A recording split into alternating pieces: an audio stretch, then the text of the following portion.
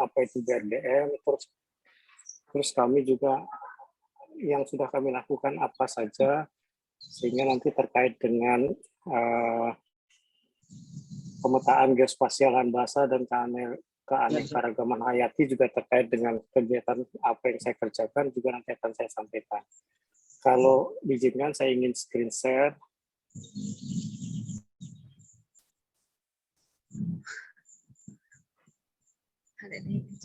Jadi saya ke bagian judul terkait dengan pemetaan geospasial untuk lahan basah dan keanekaragaman hayati. Saya bekerja di Badan Restorasi Gambut dan Mangrove. Saya ingin cerita dulu apa itu Badan Restorasi Gambut. Jadi kalau kita bicara gambut dan mangrove ini sebetulnya adalah latar belakang dibentuknya BRGM-nya adalah karena ada kebakaran tahun 2015 kemarin. 2015 itu ada 2,5 juta hektar lahan gambut yang terbakar. Nah, kebakaran ini sebetulnya sangat merugikan karena kebakaran ini menimbulkan emisi yang sangat besar sekali. Kalau kita hitung itu kerugian yang akibat adanya emisi ini cukup besar. Oleh karena itu dibentuk BRGM. Karena pada saat itu 2,5 juta hektar itu sebetulnya hanya sepertiga lahan gambut yang terbakar. Tetapi sepertiga lahan gambut ini dari 2,5 itu sebetulnya emisi yang dihasilkan sangat besar sekali. Emisi ini adalah karbon yang lepas ke udara. Inilah yang kita namakan dengan emisi. Jadi kalau kita tahu bahwa gambut, apa sih gambut itu? Gambut itu adalah suatu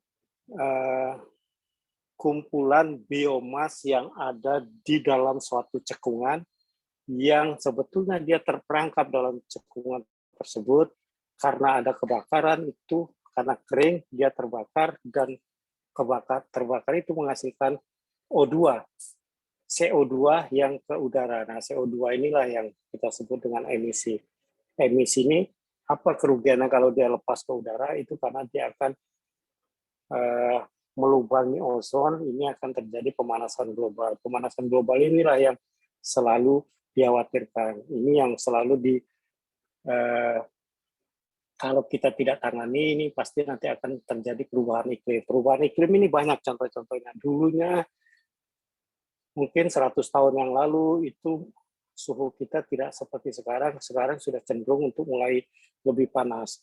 Oleh karena itu, ada beberapa negara yang sudah mempelopori untuk pengendalian perubahan iklim ini. Ini kemarin yang terakhir adalah yang di Glasgow. Itu intinya adalah bagaimana kita mengurangi efek-efek negatif dari pengeluaran emisi ke udara yang nantinya akan menjadikan dunia ini menjadi panas. Itu yang kita lakukan. Nah, pada tahun 2015 itu sangat besar sekali kebakarannya. Kebakaran ini sepertiganya ada di lahan gambut. Lahan gambut ini hanya sepertiga sebetulnya, tetapi efek yang dikeluarkan, emisi yang dikeluarkan dari lahan gambut ini sangat besar karena kandungan CO2 di gambut ini kalau dia keluar itu pasti akan sangat besar. Gambut ini seperti cekungan, nanti saya ingin sampaikan ada. Nah, seperti ini adalah cekungan gambut. Nah, ini yang bawah ini adalah suatu bidang yang kedap air. Yang di dalam sini sebetulnya terkumpul air dan kumpulan hara-hara. Jadi ada batang ranting yang tidak melapuk. Kalau dia melapuk, dia akan mengeluarkan CO2. Nah, karena dia tidak melapuk, CO2-nya tersimpan di dalam sini. Itulah yang dinamakan KHG. Dalam satuan KHG itu adalah ini KHG, Kesatuan Hidrologis Gambut. Kalau kita bicara di lahan mineral atau daratan, ini disebut biasanya adalah dengan DAS, daerah aliran sungai. Nah, kalau di gambut kita menyebutnya Kesatuan Hidrologis Gambut.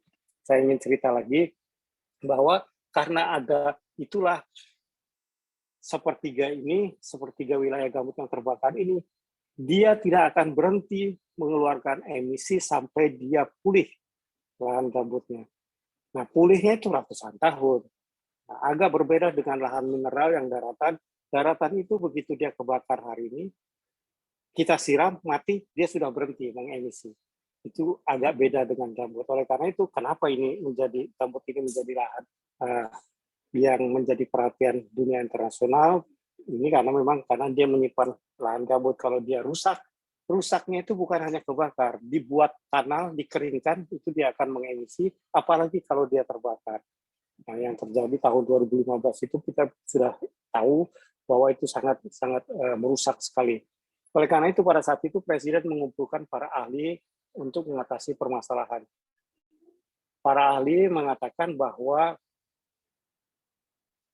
harus ada satu lembaga yang menangani secara khusus menangani restorasi gambut, menjaga gambut ini supaya tidak terbakar. Nah, sudah diputuskan dibentuklah BRG. Pada saat itu disebut hanya BRG, Badan Restorasi Gambut. Nah, kami mendapat mandat mulai dari tahun 2016 sampai dengan 2020 untuk merestorasi 2 juta hektar di 7 provinsi. Riau, Jambi, Sumatera Selatan, Kalimantan Barat, Kalimantan Tengah, Kalimantan Selatan, dan Papua. Ini yang kita lakukan adalah melakukan pemetaan kesatuan hidrologis gambut dan melakukan zonasi fungsinya dan lindung dan sebagai beberapa lindung dan budidaya di 7 provinsi itu. Nah, di 7 provinsi ini ada 416 KHG, Kesatuan Hidrologis Gambut. Karena kita hanya mendapat mandat untuk melaksanakan 2 juta hektar, kita pilih wilayah prioritas mana yang akan pertama kita tangani. Oleh karena itu kita sudah memilih wilayah yang ditangani adalah pada 106 KHG terlebih dahulu dengan luasan 2 juta. Itulah yang akan kita lakukan pertama kali. Nah, pada saat itulah kita bergerak dan sudah melaksanakan sampai dengan 2020 yang kemarin. Pada saat itu memang fokusnya hanya di gambut. Setelah 2020 kami diberi mandat baru. Dibentuk lagi BRGM. BRGM adalah Badan Restorasi Gambut dan Mangrove. Jadi bukan hanya gambut saja, tapi ditambah mandat baru mangrove yang dibentuknya ini sampai dengan tahun 2024. Kalau tahun 2021 sampai dengan 2026 ini hanya di 7 provinsi, kami diberi mandat lagi untuk ditambah lagi khusus untuk wilayah mangrove itu di 9 provinsi. 9 provinsi itu Riau, Sumut, Kepri, Bangka Belitung, Kalbar, Kaltim, Kaltara, Papua Barat, dan Papua. Ini yang akan kita lakukan dengan merehabilitasi mangrove-nya. Nah, untuk melakukan ini tidak ada pilihan lain bagi kita. Kalau kita ingin memetakan, kalau dia memetakan ini adalah datang ke lapangan, terus mengukur dengan teodolit, sudah nggak akan bisa terjangkau. Untuk mengukur 2 juta hektar, dan kita hanya dikasih waktu pada periode pertama itu hanya 5 tahun, dan sekarang kita diberi waktu hanya 4 tahun, itu impossible kalau kita menggunakan pemetaan konvensional. Oleh karena itu kami menggunakan peta-peta yang didevelop dari Citra. Nah, inilah yang mulai kita lakukan. Oleh karena itu kami ini selintas saja, saya ingin cerita tentang sebaran lahan gambut. Itu ada di dunia ini ada 4,23 juta hektar. Di Indonesia sendiri itu ada 2,4 juta hektar. Nah, hampir separuhnya ada di dunia gambut itu ada di Indonesia. Nah, kalau kita lihat, kalau kita anunya adalah Papua itu 3, juta sebetulnya lahan basah yang ada di Indonesia. Ini Kalimantan 4,7, ini sebetulnya ini sudah menjadi sekitar 12,9. Pada saat itu yang memetakan yang menjadi wali data untuk pemetaan lahan gambut ini adalah Balai Besar Sumber Daya Lahan Pertanian yang berada di bawah Kementerian Pertanian. Ini jumlahnya pada saat itu dipetakan 24 juta hektar di seluruh Indonesia. Tetapi di wilayah 7 provinsi sendiri itu hanya ada sekitar 14,9 juta hektar. Balai Besar ini selanjutnya melakukan updating data tahun lalu, sudah dilakukan pemetaan yang baru, itu angka yang keluar adalah lahan gambut ini sudah menjadi 13,4 juta hektar. Nah, kenapa ada pengurangan itu? Pengurangan ini memang karena gambut ini adalah suatu ekosistem yang sangat rapuh. Begitu dia dibuat tanah, dia akan hilang gambutnya. Begitu dia terbakar, dia akan hilang gambutnya. Itu wajar kalau memang kalau tidak kita jaga, kalau tidak kita restorasi, gambut kita ini pasti akan lama-lama akan hilang. Nah, saya sampaikan bahwa gambut itu kira-kira tampilannya adalah seperti ini. Ini ada satu cekungan yang awalnya adalah terisi air, setelah itu di air tersebut terkumpul, terakumulasi biomasa. Biomasa itu dari ranting, batang, daun, dan macam-macam yang di sini.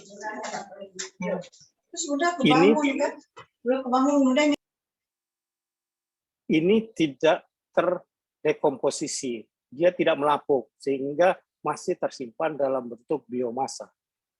Nah, biomasa inilah yang kita sebut dengan gambut. Kalau kita berada di lahan gambut, kalau kita berdiri, kita meloncat-loncat itu biasanya tanahnya bergoyang, karena itu memang kumpulannya bukan tanah yang mineral, tetapi dari lapukan bahan-bahan, bukan lapukan, jadi dari kumpulan dari biomasa nanti. Nah, itulah di Papua disebut lahan ini sebagai lahan goyang. Jadi kalau kita berdiri itu lahannya bergoyang. Itu yang dimaksud dengan lahan gambut. Nah, lahan gambut ini tadi seperti yang saya sampaikan, ada 19 provinsi, data yang terbaru ada 13,9 juta hektar dari 14,9, sebetulnya hampir 1 juta hektar yang hilang sebetulnya. Nah, tersebar di 865 KHG. KHG itu adalah Kesatuan Hidrologis Gambut. Kalau KHG ini gampangnya adalah suatu wilayah yang merupakan cekungan yang dibatasi oleh dua sungai. Jadi pinggirnya sungai, di tengahnya itu adalah kubah gambut. Ini agak terbalik dengan das. Kalau das itu pinggirnya adalah punggung bukit, di tengahnya adalah sungainya. Nah, ini agak terbalik. Jadi das ini adalah gambut KHG ini adalah sungainya di pinggirnya, di tengahnya adalah kubahnya. Ini KHG adalah satu ekosistem gambut yang letaknya di antara dua sungai dan di antara dua sungai, antara sungai dan laut atau rawa. Jadi itulah yang dinamakan dengan KHG. Nah, luas gambut di Indonesia ini selalu berubah-berubah. Di dunianya ada 16, jadi berdasarkan ini di Indonesia-nya adalah 33. Di anunya adalah ini. Kita bicara mangrove sekarang. Saya sudah selesai dengan gambut. Jadi untuk memetakan ini juga kami menggunakan citra. Saya tadi sudah kelewatan ternyata. Nah, untuk gambut ini kita ada 13, hampir 14 juta hektar. Kalau kita memetakan ini dengan peta yang manual, ini kayaknya tidak akan bisa tercapai. Padahal waktu pembentukan Badan Restorasi Gambutnya hanya 4 tahun dan 5 tahun yang kemarin, dan sekarang hanya 4 tahun. Kalau kita berdasarkan itu saja tidak akan bisa kita merencanakan di mana harus kita pasang kanal, di mana harus pasang sumur bor. Nah, permasalahan yang dihadapi pada lahan gambut ini adalah adanya kebakaran hutan. Jadi lahan gambut yang ada sekarang itu sudah banyak dibuat kanal. Tujuan dari pembuatan kanal ini adalah untuk mengeringkan supaya lahannya bisa ditanami. Nah, karena dia dikeringkannya juga dengan menggunakan pembakaran. Nah, itulah gambutnya. Gambut yang tadinya permukaannya adalah seperti ini, lama-lama akan kempes dan jadi datar, bahkan cekung. Ini yang akan mengakibatkan pada lahan gambut ini, dia akan kekeringan pada musim kering dan banjir pada musim penghujan. Sebetulnya gambut yang ada di sini, kalau dia kondisinya bagus, kondisinya seperti spons. Kalau kita cuci piring itu ada spons. Jadi kalau kita diamkan, dia di dalam spons itu dia akan menyimpan air. Tapi begitu kita buat kanal, dia akan kering. Karena kering itu dia mudah terbakar. Karena mudah terbakar, dia akan mengeluarkan, kalau pada saat dia terbakar, dia akan mengeluarkan CO2 ke udara. Itulah yang kita sebut dengan emisi. Nah, itulah yang kita hadapi. Nah, RGM itu adalah melakukan restorasi. Restorasinya adalah bagaimana mengembalikan gambut yang kering itu, kita, karena ada kanal, kita buat sekat-sekat kanal, kita tutup kanalnya sehingga basah terus, sehingga bisa kembali fungsinya untuk menyimpan biomasa dan air, sehingga nanti pada musim kering dia tetap basah, dan di musim basah dia tidak kebanjiran karena sifat sponnya itu masih ada. Nah, sekarang itulah yang kami lakukan. Kami melakukan itu banyak hal. Nanti akan saya sampaikan di bagian akhir apa yang kami lakukan ide-ide di dasarnya bagaimana, sehingga nanti kami bermanfaat sekali dalam pemetaan citra berbasis citra ini. Nah, sekarang saya ingin cerita tentang mangrove. Mangrove di dunia ini sebetulnya ada 16, hampir 16,5 juta hektar. Ini di Indonesia sendiri itu ada 3,36 juta hektar.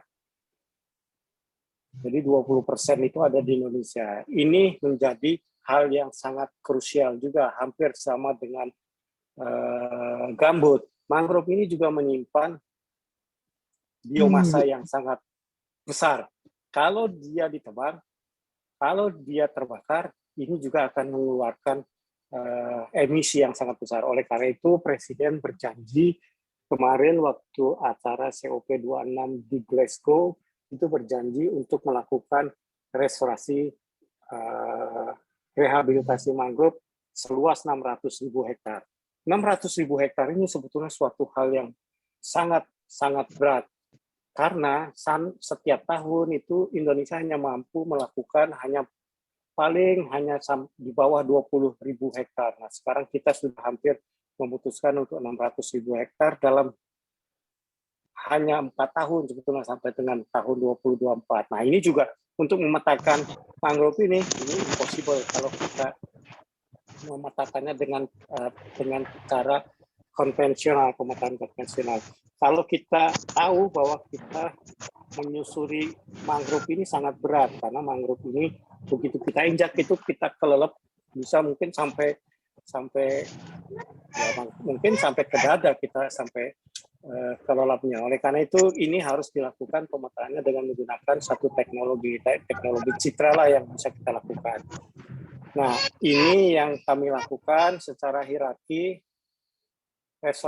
Ini yang kembali lagi ke restorasi gambut, kami melakukan pemetaannya, hierarki perencanaannya adalah pemetaannya 1:250 dulu untuk memetakan KHG-nya, setelah itu kita petakan fungsinya, dari inilah kita pilih di mana akan kita tetapkan, karena kami mendapat mandat hanya 2 juta hektar, dan sekarang 1,2 juta hektar, setelah itu baru kita susun rencana makronya, rencana per provinsi, dan rencana per KHG.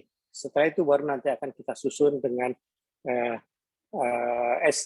SID, Survei Investigation Design dan Detail Engineering Design, rancangannya. Itu yang akan kita lakukan. Nah, gambut ini kami juga sudah melakukan pemetaan menggunakan peta lahan gambut.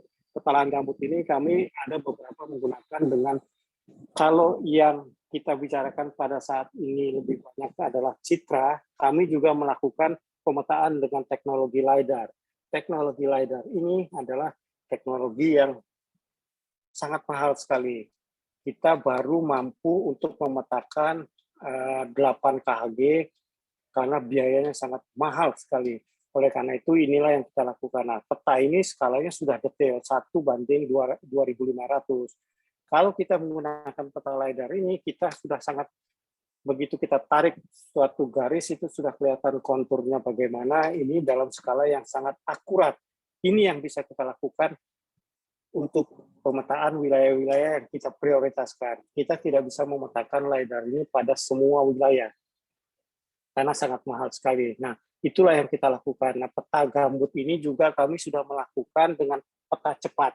Jadi pada tahun 2018 kami melakukan lomba, kita menyebutnya Indonesia Pit Prize. Indonesia Pit Prize itu adalah bagaimana kita melombakan ke dunia internasional siapa yang bisa membantu untuk percepatan pemetaan lahan gambut. Nah, kami sudah menganukan, hasilnya adalah sudah keluar pemenangnya, hadiahnya juga cukup besar. Hadiahnya adalah sekitar 1 juta US dollar. Yang menang adalah perusahaan dari Jerman. Dengan menggunakan metode pemenang Indonesia Pit Prize ini, kami bisa mempercepat melakukan pemetaannya. Kami bisa melakukan pemetaan struktur vegetasinya, topografi kubah gambutnya, terus data lapangan, ditambah nanti akan didapatkan pendekatan multisektor. Dari sini nanti akan keluar. Dari sini akan keluar hasilnya seperti ini, pemodelan kedalaman gambut. Nah, kalau kita tidak melakukan metodologi ini, sebetulnya untuk memetakan ini perlu puluhan tahun. kita tidak punya banyak waktu karena kita melakukan ini harus sesegera mungkin karena masa atau jangka hidupnya Badan Restorasi Gambut hanya 4 tahun yang lalu sampai dengan 22. Nah, ini kami sudah lakukan dan kami berhasil memetakan untuk 106 KHG. Jadi kami sudah tahu di mana masalah, di mana kubahnya yang harus dilindungi, di mana yang harus kami pasang sekat kanal, di mana kami harus pasang sumur bor, dan di mana kami harus menanam. Itu yang sudah kami lakukan. Nah, sekarang yang dapat kami sampaikan adalah fitur kunci identifikasi lahan gambut itu adalah keberagaman vegetasinya yang sangat rendah. Artinya wilayah ini setelah kita lakukan dengan peta yang dari Indonesia Pitprice tadi ini, kita ditemukan bahwa gambut itu relatif homogen. Struktur vegetasinya juga khas, karena kanopinya seragam, ini sehingga tidak terlalu mudah, tidak terlalu sulit kita membedakan jenis-jenis, karena memang yang ada di sana memang sedikit jenisnya. Nah, yang paling penting lagi, permukaan topografi dari lahan gambut ini sangat datar. Jadi kalau kita berdiri di lahan gambut yang sudah terbuka, itu sebetulnya kita tidak bisa melihat beda tingginya. Oleh karena itu, kalau kita tanpa menggunakan satu teknologi yang kita namakan tadi LiDAR tadi, kita tidak pernah tahu di mana sih titik yang paling tinggi yang sebetulnya itu adalah wilayah yang menyimpan kandungan air dan biomas yang sangat tinggi. Nah, itulah yang kita perlukan untuk mendapatkan ini dengan menggunakan LiDAR. Ada juga yang kita identifikasi lahan gambut itu adalah tingkat kebasahannya rendah dan areanya basah. Jadi sebetulnya kunci dari lahan gambut itu adalah harusnya dia ekosistem yang selalu basah. Karena kalau dia tidak basah itu akan berbahaya. Begitu dia dikeringkan, dia akan mengemisi karena biomasa yang di sana akan terdekomposisi. Terdekomposisi itu karena dia terdekomposisi, dia pasti akan mengeluarkan CO2. Itulah yang akan mengemisi ke udara. Itu yang selalu kami hindari proses pengeringan dan juga kebakaran di lahan gambut. Nah, sekarang saya ingin bicara tentang mangrove. Pemetaan mangrove ini wali datanya, kalau tadi gambut itu wali datanya adalah Balai Besar Sumber Daya Lahan Pertanian di bawah Kementerian Pertanian. Kalau pemetaan mangrove ini wali datanya adalah Kementerian Lingkungan Hidup. Dalam hal ini adalah Direktorat Konservasi Tanah dan Air. Nah, dari data yang dibuat oleh KLHK ini, kita dapatkan bahwa ada 3,36 juta hektar yang kita temuin. Nah, oleh karena itu kami sudah memetakan juga dari peta itu kondisi yang lebat, ini ada 70%, tutupan lahannya itu ada tersebar di wilayah-wilayah. Nah, kalau kita lihat di sini yang tahun 2021 inilah yang kita pegang karena ini data yang terbaru. Sedangkan data yang merah ini adalah data yang lama. Yang kita pegang adalah yang data ini yang jumlahnya adalah 3,36 juta hektar. Nah, kami sudah memetakan ini sama-sama dengan KLHK, terus kita juga sudah memetakan di mana yang 70% tutupannya, 30-70% di mana, dan kurang dari 30% ada di mana. Pemetaan seperti ini tidak mungkin akan dilakukan secara konvensional. Kita harus menggunakan peta. Nah, yang jadi masalah sekarang peta-peta ini, peta baik itu gambut maupun mangrove, citranya itu, temporalnya itu biasanya cukup jauh. Paling cepat itu, saya bukan ahlinya sebetulnya, tetapi yang saya dengar itu adalah hampir 18 hari, setiap 18 hari akan dilakukan pemotretan. Sehingga kalau di antara 18 hari itu kita ingin mendapatkan data, kita pasti akan kesulitan untuk mendapatkan datanya. Nah, hal yang lain juga yang saya tahu bahwa wilayah Indonesia ini adalah wilayah tropis, sehingga hujan dan awan sangat tinggi. Jadi ada beberapa, pasti pada satu wilayah pemotretan itu ada wilayah-wilayah yang tertutup awan. Itu juga menjadi masalah. Inilah yang kita dapatkan pada saat kita memetakan mangrove.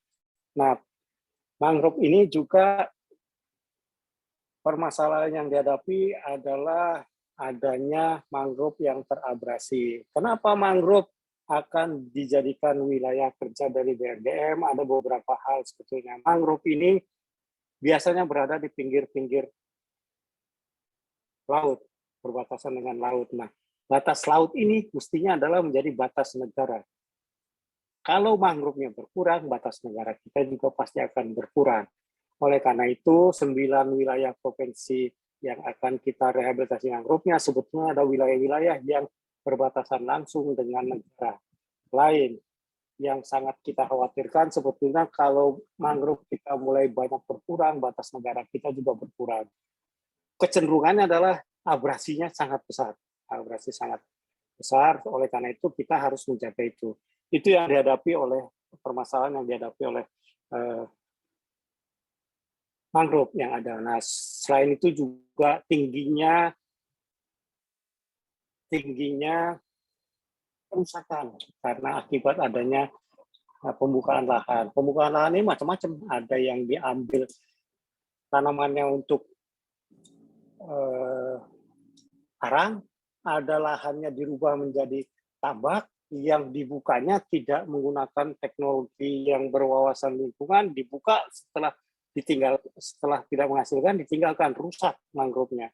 Nah, mangrove ini saya banyak punya contoh-contoh yang sebetulnya tingkat kerusakannya sangat tinggi.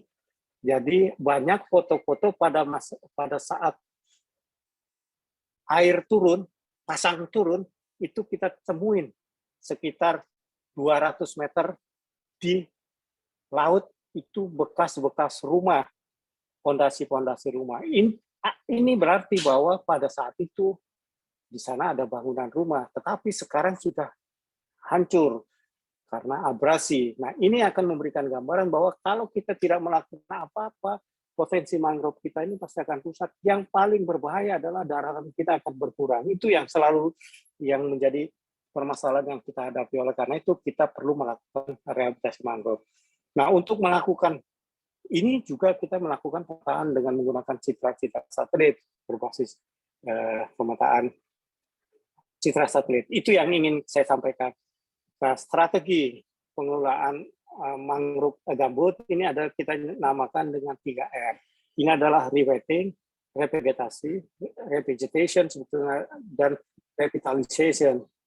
Nah, ini adalah rewettingnya adalah membasahi kembali. Yang tadinya ini kanal, ini kanalnya adalah mengeringkan, kita buat sekat di sini, sehingga nanti airnya akan bertahan di sini. Jadi tidak terbuang. Paling tidak sekat kanal ini akan menahan air lebih lama dibandingkan kalau tidak ada sekat kanal. Ini rewetting ini ada 3 kegiatan, yaitu adalah pembangunan sekat kanal, penimbunan kanal, kanalnya kita tutup total, dan ada membuat sumur-sumur bor. Sumur bornya adalah untuk membasahi supaya tidak mudah terbakar. Inilah yang kita sebut dengan rewetting. R2-nya ini adalah revegetasi. Revegetasinya adalah penanaman kembali di lahan gambut untuk memulihkan ekosistem dengan cara pembuatan persemaian, pembibitan, penanaman, dan suksesi alami. Inilah yang kita lakukan untuk di kegiatan R2-nya. Sedangkan R3-nya ini adalah revitalisasi ekonomi. Mata pencaharian masyarakat yang terganggu karena kita tutup sekat kanalnya, ini kita bantu masyarakatnya dengan mencarikan mata-mata pencaharian baru. Misalnya ada mata pencaharian yang berbasis lahan, misalnya dengan tanam-menanam, nanam sagu, atau kegiatan-kegiatan yang berbasis air. Misalnya perikanan, ikannya kita, sekat kanalnya kita tutup, kita jadikan lahan nebar ikan, di situ yang kita anukan, sehingga masyarakat bisa memanen ikannya. Dan juga bisa juga berdasarkan jasa lingkungan, misalnya nanti akan kita bangun. Ada beberapa wilayah yang kita jadikan jasa lingkungan karena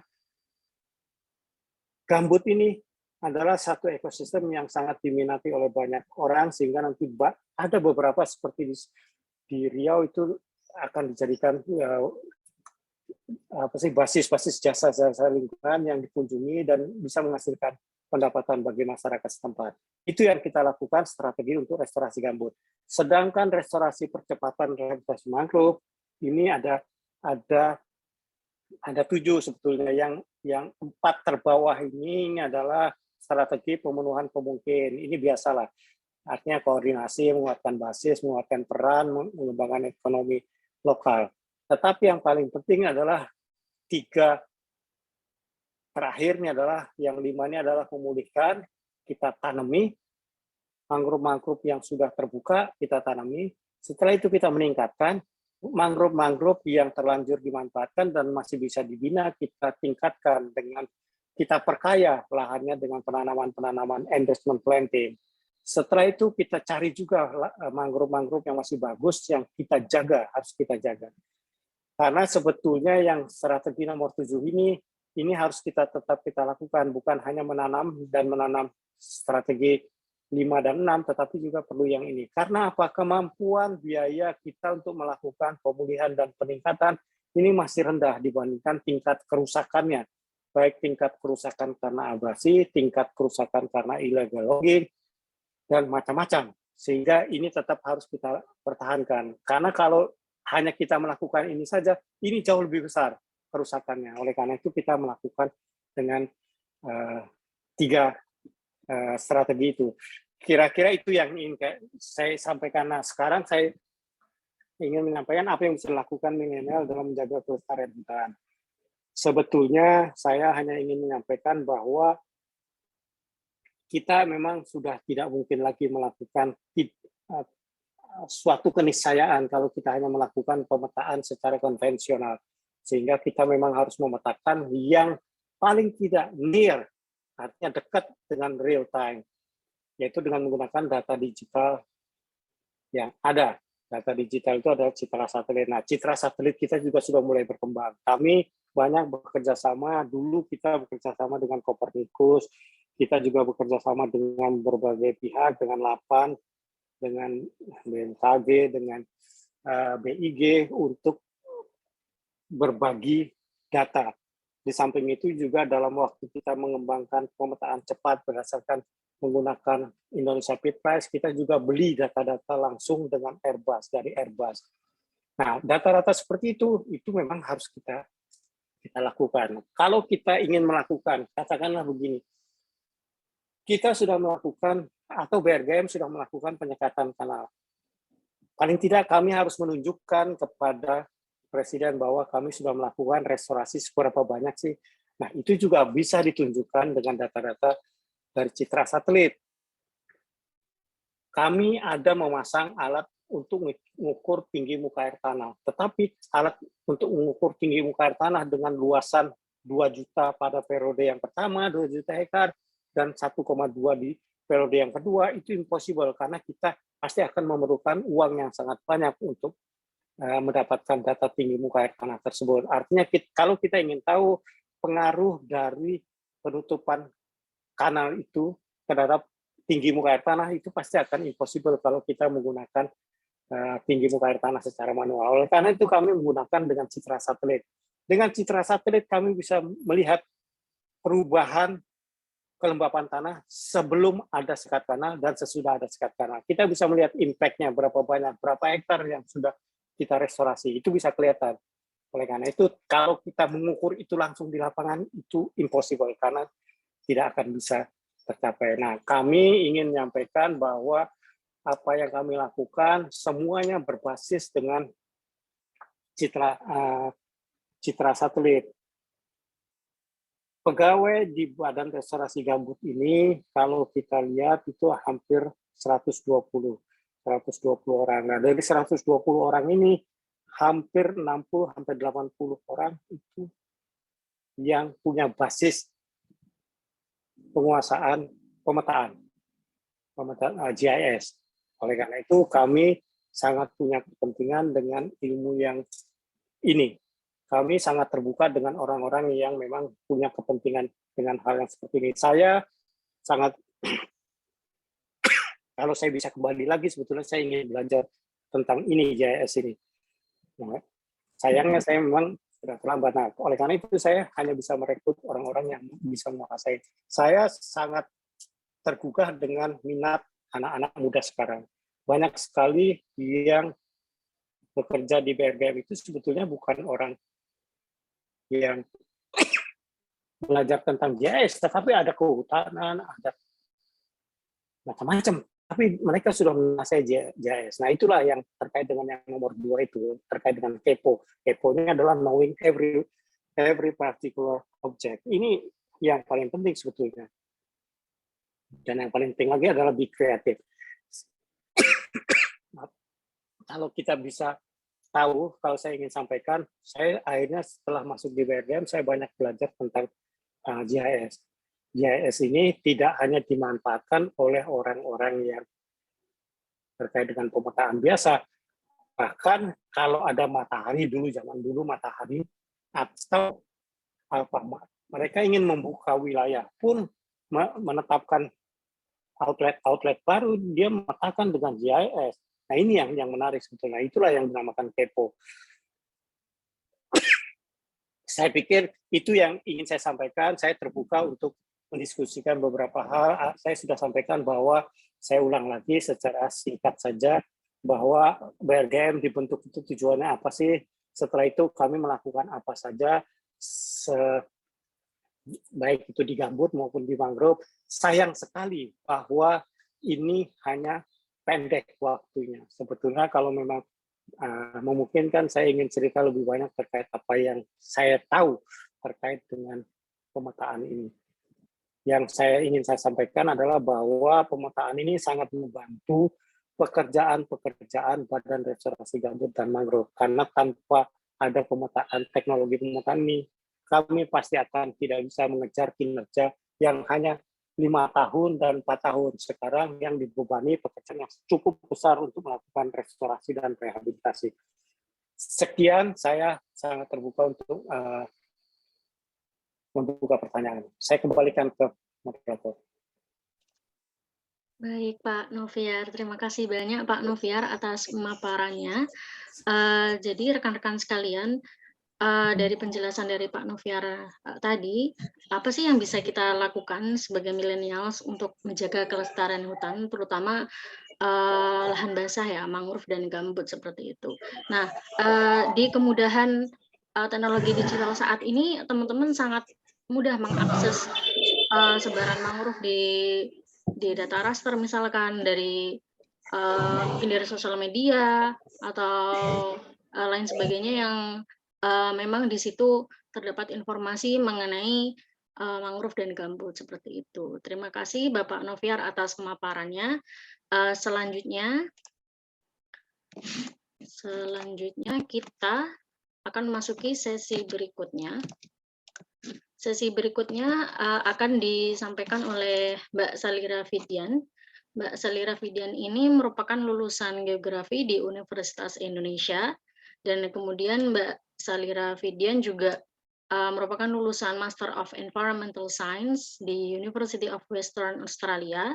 Dan Mbak Salira Fidian selain menjabat sebagai Technical Officer on Spatial Information di Yayasan Lahan Basah, Mbak Salira juga pernah menjabat di LAPAN Under Indonesia Australia Forest Carbon Partnership.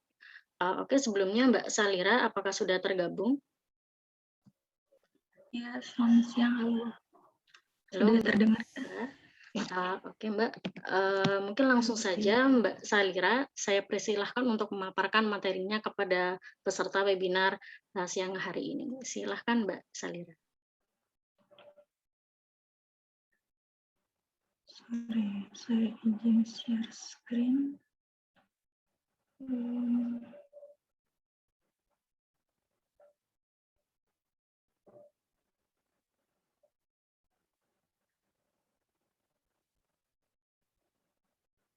Apa sudah terlihat ya? Sudah terlihat, Mbak. Ya. Sorry. Selamat siang semuanya. Salam sejahtera. Selamat siang juga untuk Bapak Noviar. Seperti sudah diperkenalkan, nama saya Salira Fidian. Dan saat ini saya menjabat sebagai staf di Wetlands International atau Yayasan Lahan Basah. Dan senang sekali rasanya pada siang hari ini saya mendapatkan kesempatan untuk sedikit sharing tentang lahan basah dan pemetaannya. Meskipun mungkin tadi sudah sangat lengkap dipaparkan oleh Pak Noviar ya, tapi mungkin dari yang saya bahas ada tambahan sedikit-sedikit lah. Mungkin sebelum melangkah lebih jauh, barangkali ada baiknya kita mengetahui terlebih dahulu ya apa yang dimaksud dengan lahan basah. Lahan basah itu adalah bentuk ekosistem di mana air bertemu dengan tanah. Dan contohnya apa saja? Contohnya ada gambut dan mangrove, kemudian sungai, rawa, dan lainnya. Lalu kenapa lahan basah itu penting? Lahan basah itu penting karena fungsinya yang mampu menyerap air hujan, mencegah terjadinya banjir, menjamin pasokan air bersih sepanjang tahun. Kemudian lahan basah juga merupakan habitat bagi ribuan hewan dan tumbuhan, termasuk spesies langka dan terancam punah, seperti orangutan dan harimau Sumatera. Dan karena banyaknya flora dan fauna yang ada di lahan basah, maka itu juga membuat ekosistem ini bisa dimanfaatkan sebagai kawasan untuk penangkapan ikan dan untuk melakukan kegiatan pertanian. Seperti yang tadi sudah dijelaskan oleh Pak Noviar, juga lahan basah ini mengandung banyak cadangan karbon seperti halnya hutan terestrial ya, dan ketika ganggu atau dikeringkan maka lahan basah dapat menjadi sumber utama emisi gas rumah kaca. Dan tidak lupa juga ekosistem lahan basah itu dapat mengurangi risiko bencana, misalnya mangrove yang dapat meminimalisir daya rusak dari tsunami ataupun gambut yang sehat itu dapat mengurangi risiko dari kebakaran. Kemudian berangkat dari nilai-nilai penting lahan basah tadi, maka terbentuklah Wetlands International. Awal mula beroperasi di Indonesia itu pada tahun 80-an dengan nama ASEAN Wetland Bureau atau AWB. Kemudian pada tahun 1995-1996 AWB bergabung dengan dua organisasi lain dan membentuk satu organisasi baru bernama Wetlands International dengan headquarter yang berlokasi di Belanda. Dan per tahun 2020, Wetlands International Indonesia memiliki entitas baru dengan nama Yayasan Lahan Basah atau YLBA. Dan meskipun entitasnya baru, kami tetap bagian dari Wetlands International dengan visi, misi, dan ambisi yang sama, yaitu menjaga dan mempertahankan lahan basah dengan melibatkan komunitas serta berbagai pihak dalam kegiatan konservasi maupun restorasi yang kami lakukan. Kemudian untuk tahun 2020 sampai 2030 ada 3 capaian yang menjadi orientasi kami, yaitu healthy wetlands, resilient communities, dan reduce climate risks, dengan outcome berupa habitat dan fungsi lahan basah yang terjaga dan restorasi, kemudian pulihnya spesies lahan basah, amannya air dan sumber makanan di lahan basah bagi masyarakat, berkurangnya konflik di lahan basah, mempertahankan karbon di kawasan lahan basah, serta pengembangan infrastruktur yang terintegrasi dengan nature-based solution. Nah, ini merupakan peta indikatif rehabilitasi mangrove yang difasilitasi oleh Wetlands International Indonesia. dari tahun 1998 sampai sekarang. Dapat dilihat bahwa kegiatan kami itu tersebar dari Sumatera, Kalimantan, Jawa, Sulawesi, Nusa Tenggara dengan jenis kegiatan yang beragam. Dan secara tentatif pada tahun 1998 sampai 2016 ada lebih dari 4,5 juta bibit yang ditanam dengan persentase tumbuh sebesar 60-95%. Dengan sekian banyaknya kegiatan kami terkait penanaman, tapi tidak berarti bahwa kegiatan kami sebatas pada menanam. Jadi banyak bentuk kegiatan yang sudah dan sedang kami lakukan juga. Beberapa di antaranya adalah advokasi untuk memasukkan program dan kegiatan terkait pengurangan risiko bencana dalam rencana dan anggaran pembangunan di area lahan basah yang kami dan partner lakukan. Itu kegiatannya berlokasi di areal mangrove di Banten dan Demak, serta di lahan gambut di Kalteng, Riau, dan Sumsel. Selain itu, ada juga bentuk pendekatan teknikal dengan pembangunan struktur yang dapat meredam erosi dan memerangkap sedimen untuk memacu pertumbuhan alami mangrove yang berlokasi di Demak. Dan tentunya ada juga kegiatan intervensi dengan pemasangan sekat kanal, sumur bor, atau yang tadi Pak Noviar sebutkan dengan istilah rewetting atau pembasahan kembali, kemudian pemasangan early warning system, dan pendanaan dengan mekanisme biorights yang salah satunya kami lakukan bersama partner di Sumatera Utara. Biorights sendiri merupakan mekanisme pendanaan kegiatan konservasi berupa pinjaman bersyarat yang kemudian dapat berubah menjadi hibah atau grant kepada masyarakat setelah evaluasi menunjukkan hasil yang sesuai. Dengan mekanisme itu diharapkan kegiatan dapat terus berlanjut meskipun program telah selesai. Jadi dari beberapa contoh tersebut mungkin dapat tergambarkan bahwa bentuk intervensi untuk memulihkan ekosistem lahan basah itu dapat berbeda case by case tergantung pada kondisi site masing-masing. Dari situ maka kita masuk ke peran pemetaan dalam kegiatan di lahan basah. Dari perbedaan kondisi masing-masing site tadi, kemudian membuat pemetaan menjadi salah satu komponen penting dalam pelaksanaan kegiatan. Kenapa? Karena pemetaan membantu kita untuk memahami kondisi wilayah dengan meminimalisir kunjungan, terutama ke areal dengan aksesibilitas rendah.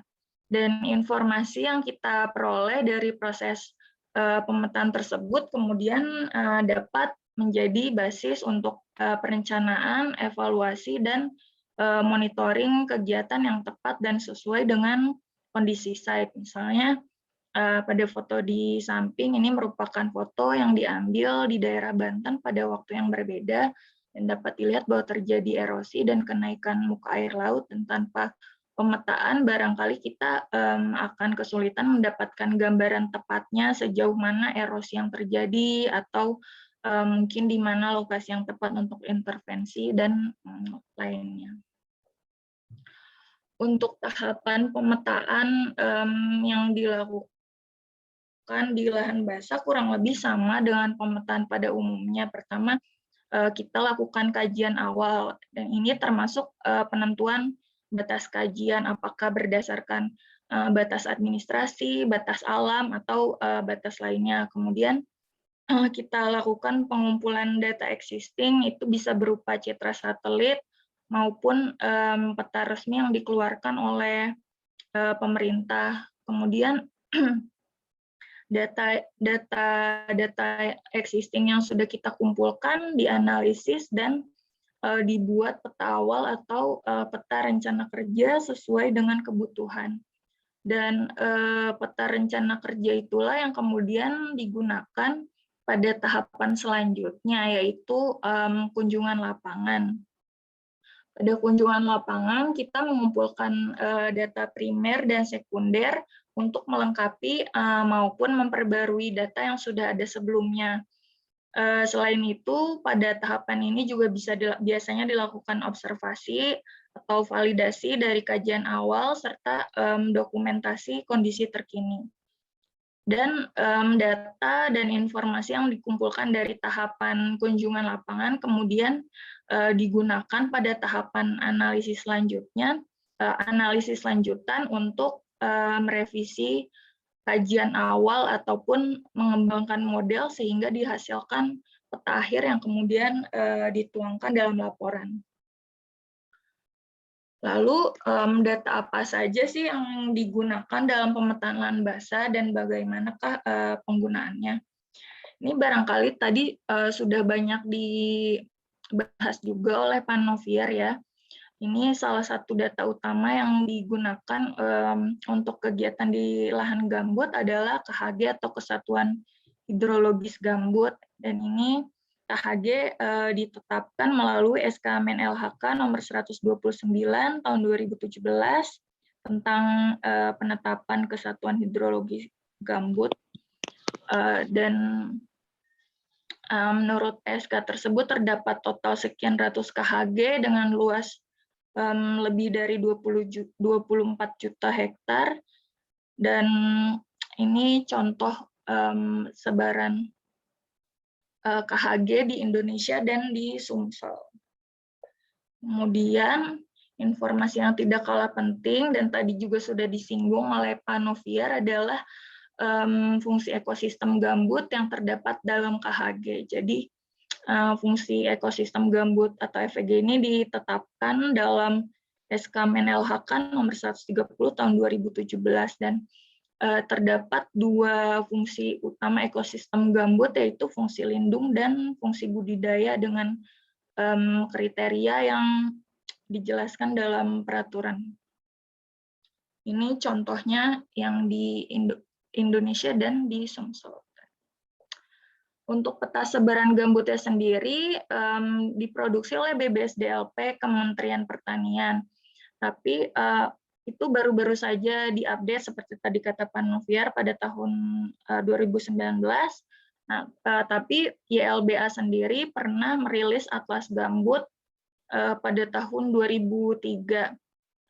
Atlas ini memuat peta sebaran lahan gambut luas dan kandungan karbon. Ini beberapa contohnya yang di Sumatera, di Kalimantan, dan di Papua. Meskipun sudah cukup lama sejak tahun produksinya, informasi dari peta yang dirilis ini masih bisa menjadi acuan sebelum dilakukan kunjungan lapang untuk mengumpulkan data yang lebih update. Nah, kalau tadi kita bicara tentang data gambut, kali ini mangrove dan Wetlands Internasional itu tergabung bersama organisasi lain dalam Global Mangrove Alliance, yang salah satu inisiatifnya adalah Global Mangrove Watch, di mana dipublikasikan peta mangrove global. Dalam Global Mangrove Watch ini terdapat informasi berupa sebaran mangrove dan perubahannya dari tahun ke tahun. Terakhir saya cek itu data terupdate yang tersedia adalah tahun 2016, dan kemungkinan nantinya akan diperbarui lagi untuk tahun 2021.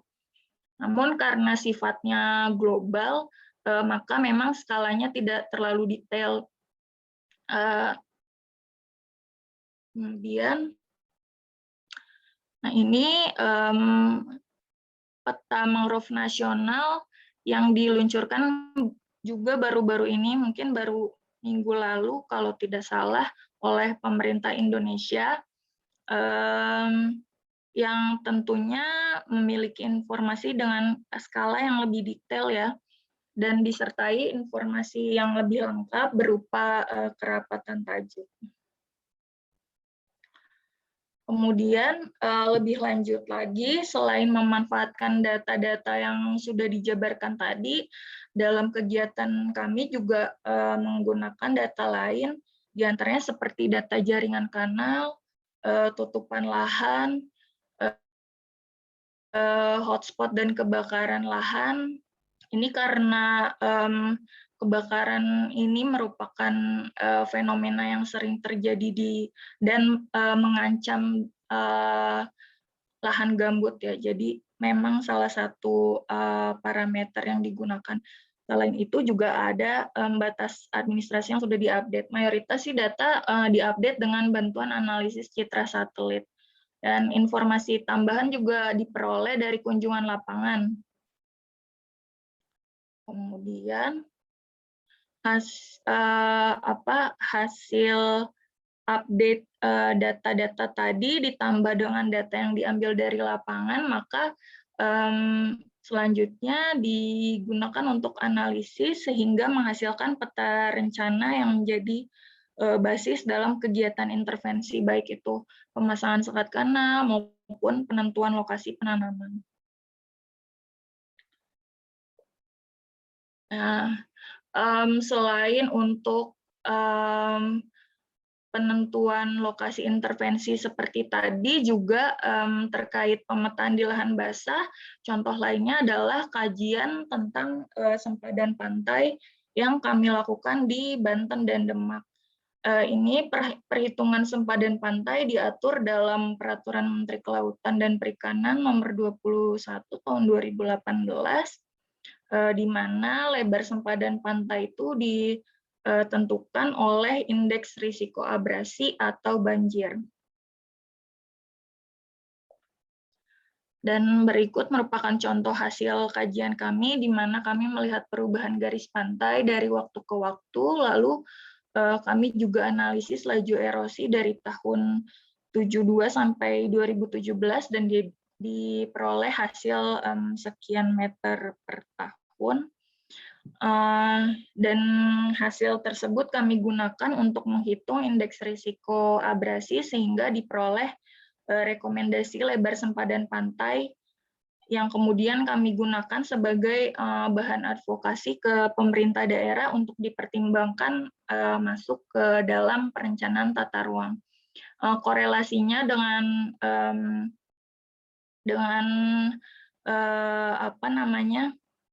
lahan basah itu balik lagi karena sempadan pantai ini berperan dalam melindungi ekosistem pesisir termasuk mangrove dari erosi, banjir, tsunami, dan bencana lain. Terakhir mungkin bisa disimpulkan dari apa yang saya sampaikan bahwa lahan basah merupakan ekosistem yang penting dan pemetaannya adalah komponen esensial yang mendukung keberhasilan kegiatan pemulihan serta konservasi. Mungkin sekian dari saya. Terima kasih. Mohon maaf atas kekurangannya. Baik, Mbak Salira. Terima kasih banyak atas pemaparannya terkait dengan lahan basah dan penggunaan teknologi spasial dalam mengelola lahan basah baik mangrove maupun gambut. Oke, selanjutnya kita akan memasuki sesi Q&A ya, rekan-rekan dan Bapak Ibu sekalian. Di sini sudah ada yang bertanya di kolom chat. Mungkin rekan-rekan sekalian jika ada yang ingin bertanya, silahkan mencantumkan namanya dan instansinya, kemudian menuliskan pertanyaannya di kolom chat atau bisa menggunakan fitur raise hand. Oke, yang pertama, ini ada pertanyaan dari Pak Panji Mahyatar dari Geografi UGM. Izin bertanya untuk Bapak Noviar dan Mbak Salira ya. Kegiatan pemetaan lahan gambut dan mangrove ini kira-kira akan berjalan hingga tahun berapa? Dan apakah nantinya juga akan dilakukan perhitungan dan pemetaan cadangan karbon yang terdapat pada kedua ekosistem tersebut? Oke, mungkin kepada Bapak Noviar bisa dijawab terlebih dahulu, Pak. Baik, terima kasih. Jadi yang Pak Panji ini mungkin saya jawab dulu bahwa akan berjalan hingga tahun berapa. Setiap tahun kita melakukan pemetaan sebetulnya sesuai dengan tujuannya. Kami memetakan dalam merencanakan itu kami petakan juga, terus kami juga memetakan dalam rangka evaluasi keberhasilan. Jadi setiap tahun memang harus kami lakukan. Nah, masalahnya adalah ketersediaan citra ini juga sangat mempengaruhi. Oleh karena itu kami sangat bergantung pada suplai dari LAPAN atau dari BIG dan lembaga-lembaga lain yang bisa membantu kami untuk melakukan pemetaan ini. Jadi kalau untuk menjawab pertanyaan sampai tahun berapa hingga tahun berapa, kami melakukan setiap tahun karena yang kami lakukan adalah perencanaan, pemetaan dalam rangka perencanaan dan juga pemetaan dalam rangka evaluasi. Nah, terus apakah nantinya akan dilakukan perhitungan dan pemetaan cadangan karbon? Mesti iya. Nanti pada saat itu nanti akan bisa kita petakan lahan gambut atau mangrove yang masih bagus itu ada berapa hektar sih. Dari situ bisa kita dekati dengan perhitungan algoritma yang sudah ditetapkan oleh ahli-ahlinya. Itu bisa kita putuskan, oh cadangan karbon kita ada berapa. Kalau kita bisa menjaga itu, kita bisa menjaga berapa hektar, berapa karbon yang terdapat pada dua ekosistem. Itu bisa sebetulnya. Karena bagian tugas akhir dari BRGM ini adalah nantinya adalah menghitung berapa cadangan karbon yang bisa kita jaga di kedua ekosistem itu. Itu bagian dari tugas akhir dari BRGM. Nanti akan kita lihat seperti itu. Jadi itu yang bisa saya jawab untuk pertanyaan dari Pak Panji sebelum kita pindah ke yang lain. Saya kembalikan dulu ke moderator. Oke, baik Pak Noviar, terima kasih. Selanjutnya Mbak Salira mungkin bisa menjawab, Mbak. Iya, terima kasih pertanyaannya. Untuk pemetaan lahan gambut dan mangrove yang kami lakukan itu kami terus melakukan karena kami tidak memetakan langsung satu Indonesia seperti yang dilakukan oleh BRGM ya, tapi kami melakukan case by case tergantung kegiatan kami, lokasi site kami di mana. Jadi kami akan terus melakukan itu bergantung pada kebutuhan kegiatan yang kami lakukan. Dan perhitungan dan pemetaan cadangan karbon juga biasanya kami lakukan, ya kembali lagi bergantung kepada kebutuhan, kemungkinan besar akan biasanya kami lakukan di akhir kegiatan. Jadi kembali lagi tergantung kepada kegiatan, jenis kegiatannya. Oke, baik Mbak Salira, terima kasih atas jawabannya. Gimana Pak Panji Mahtayar, apakah ada konfirmasi atau sudah jelas?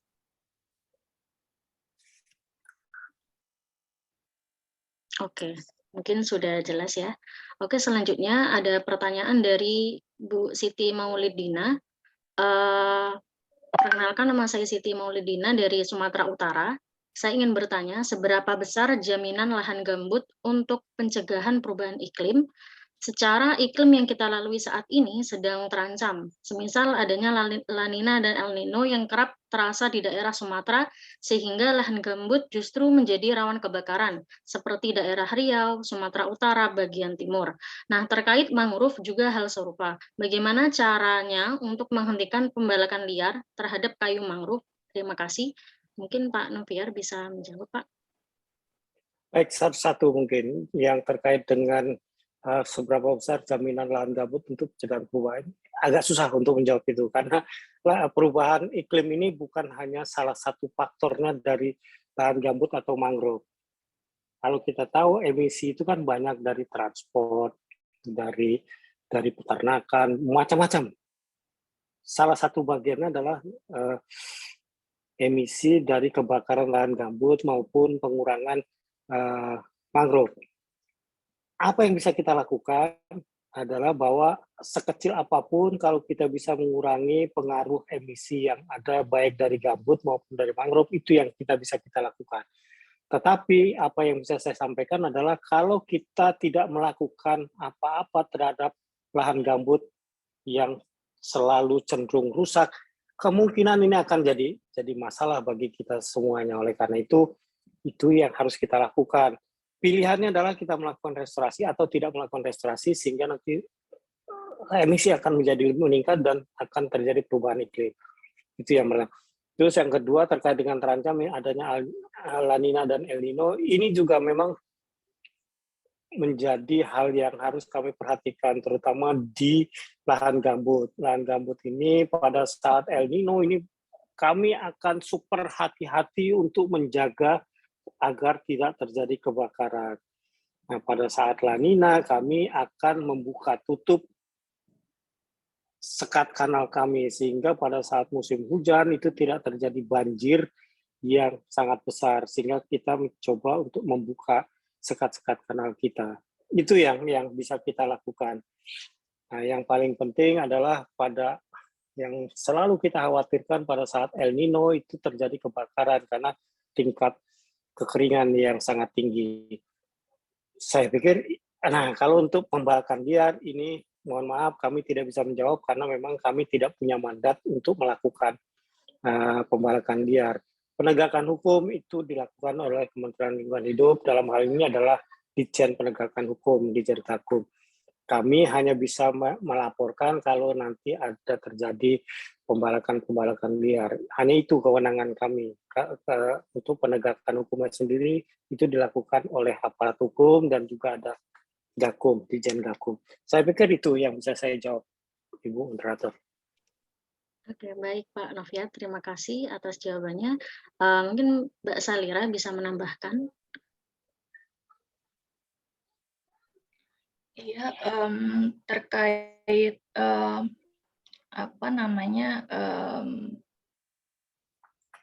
jaminan lahan gambut, saya setuju dengan Pak Noviar, seperti Pak Noviar katakan, memang tidak ada jaminan, tapi dengan kita melakukan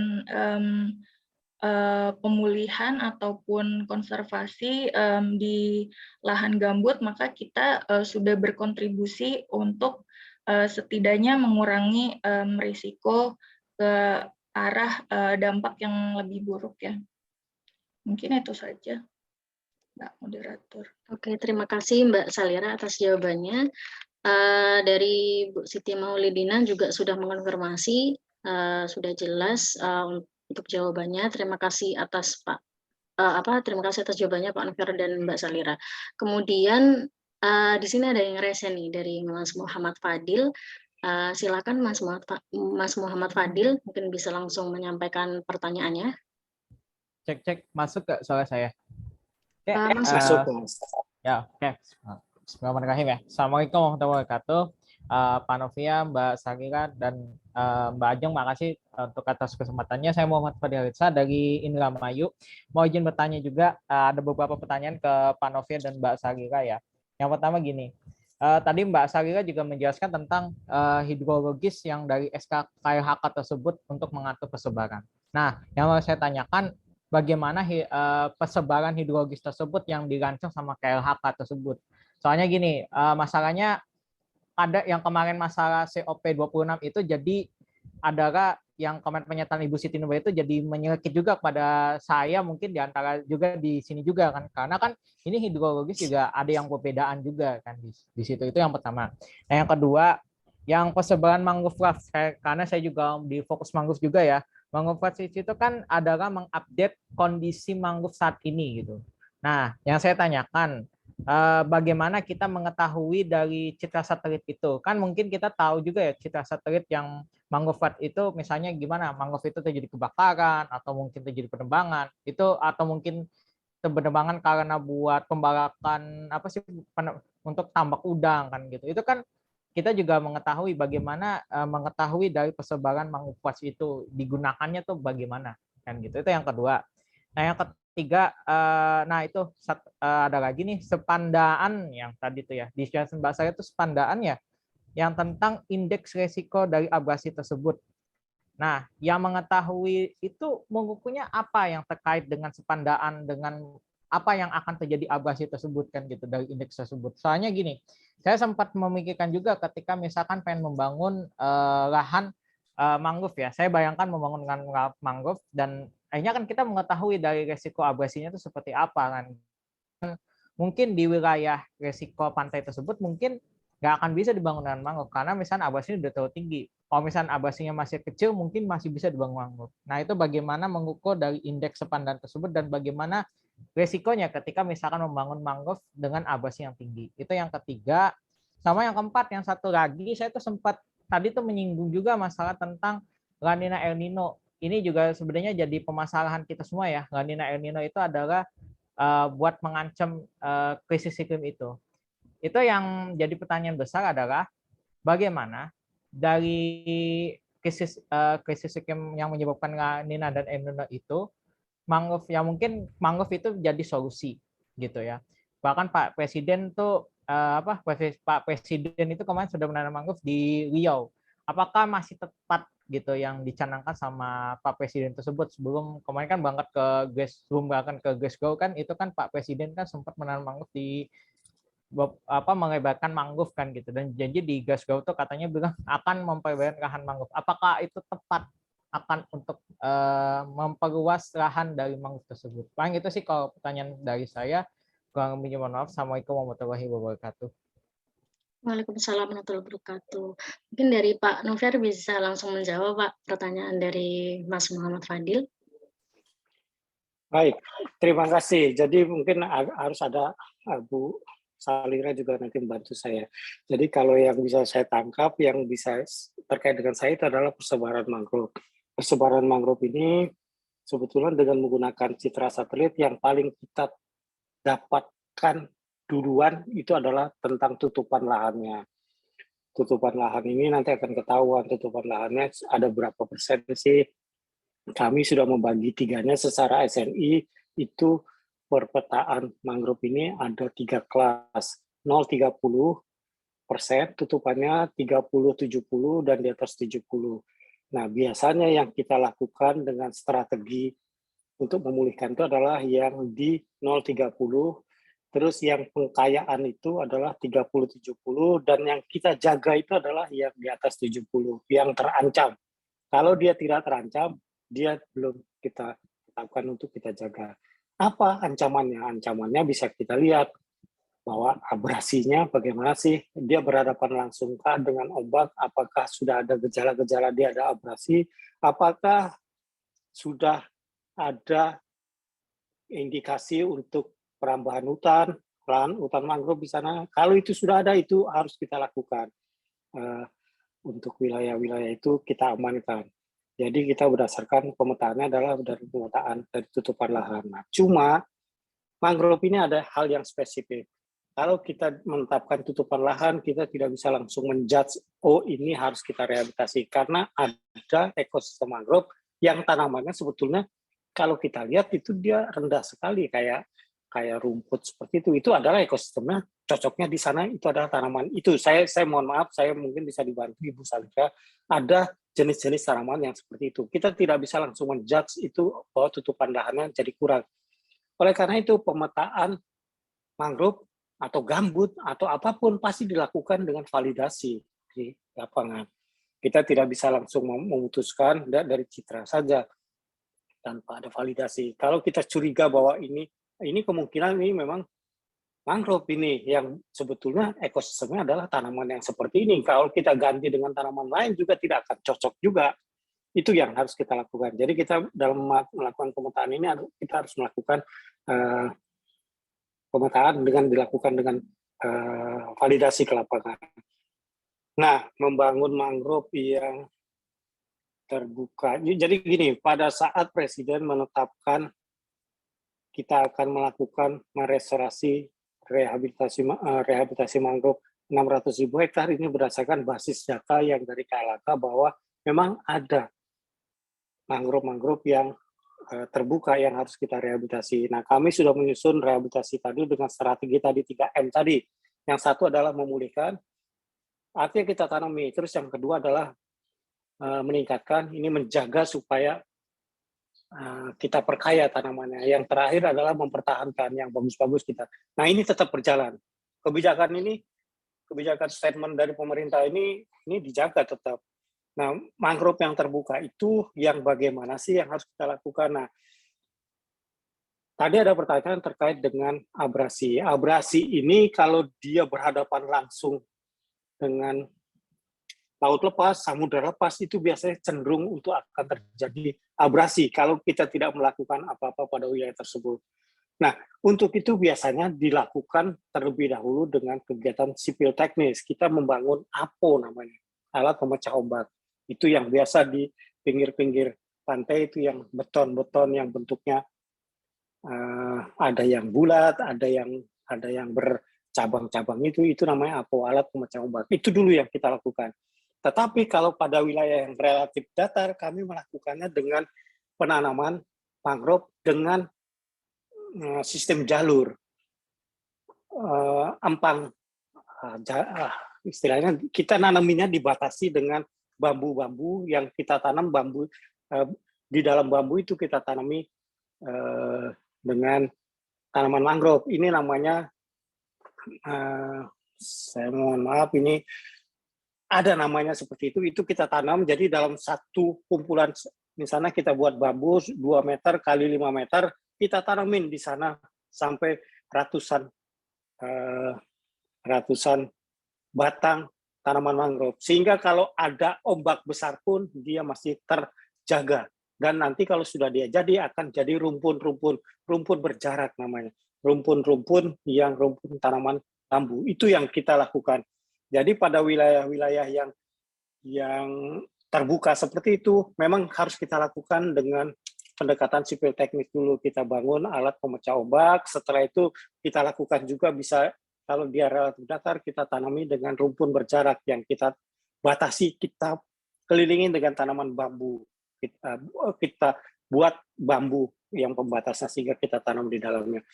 Saya pikir itu yang bisa saya jawab, itu terkait dengan persebaran mangrove, bagaimana cara mengukurnya, terus mangrove yang terbuka, yang cenderung abrasi, bagaimana caranya, terus statement pemerintah juga, itu memang akan tetap dilaksanakan.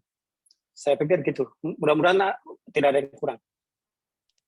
Oke, baik Pak Noviar atas jawabannya. Selanjutnya Mbak Salira mungkin bisa menambahkan untuk menjawab pertanyaan dari Mas Fadil. Iya, salah satu pertanyaan yang tadi saya tangkap itu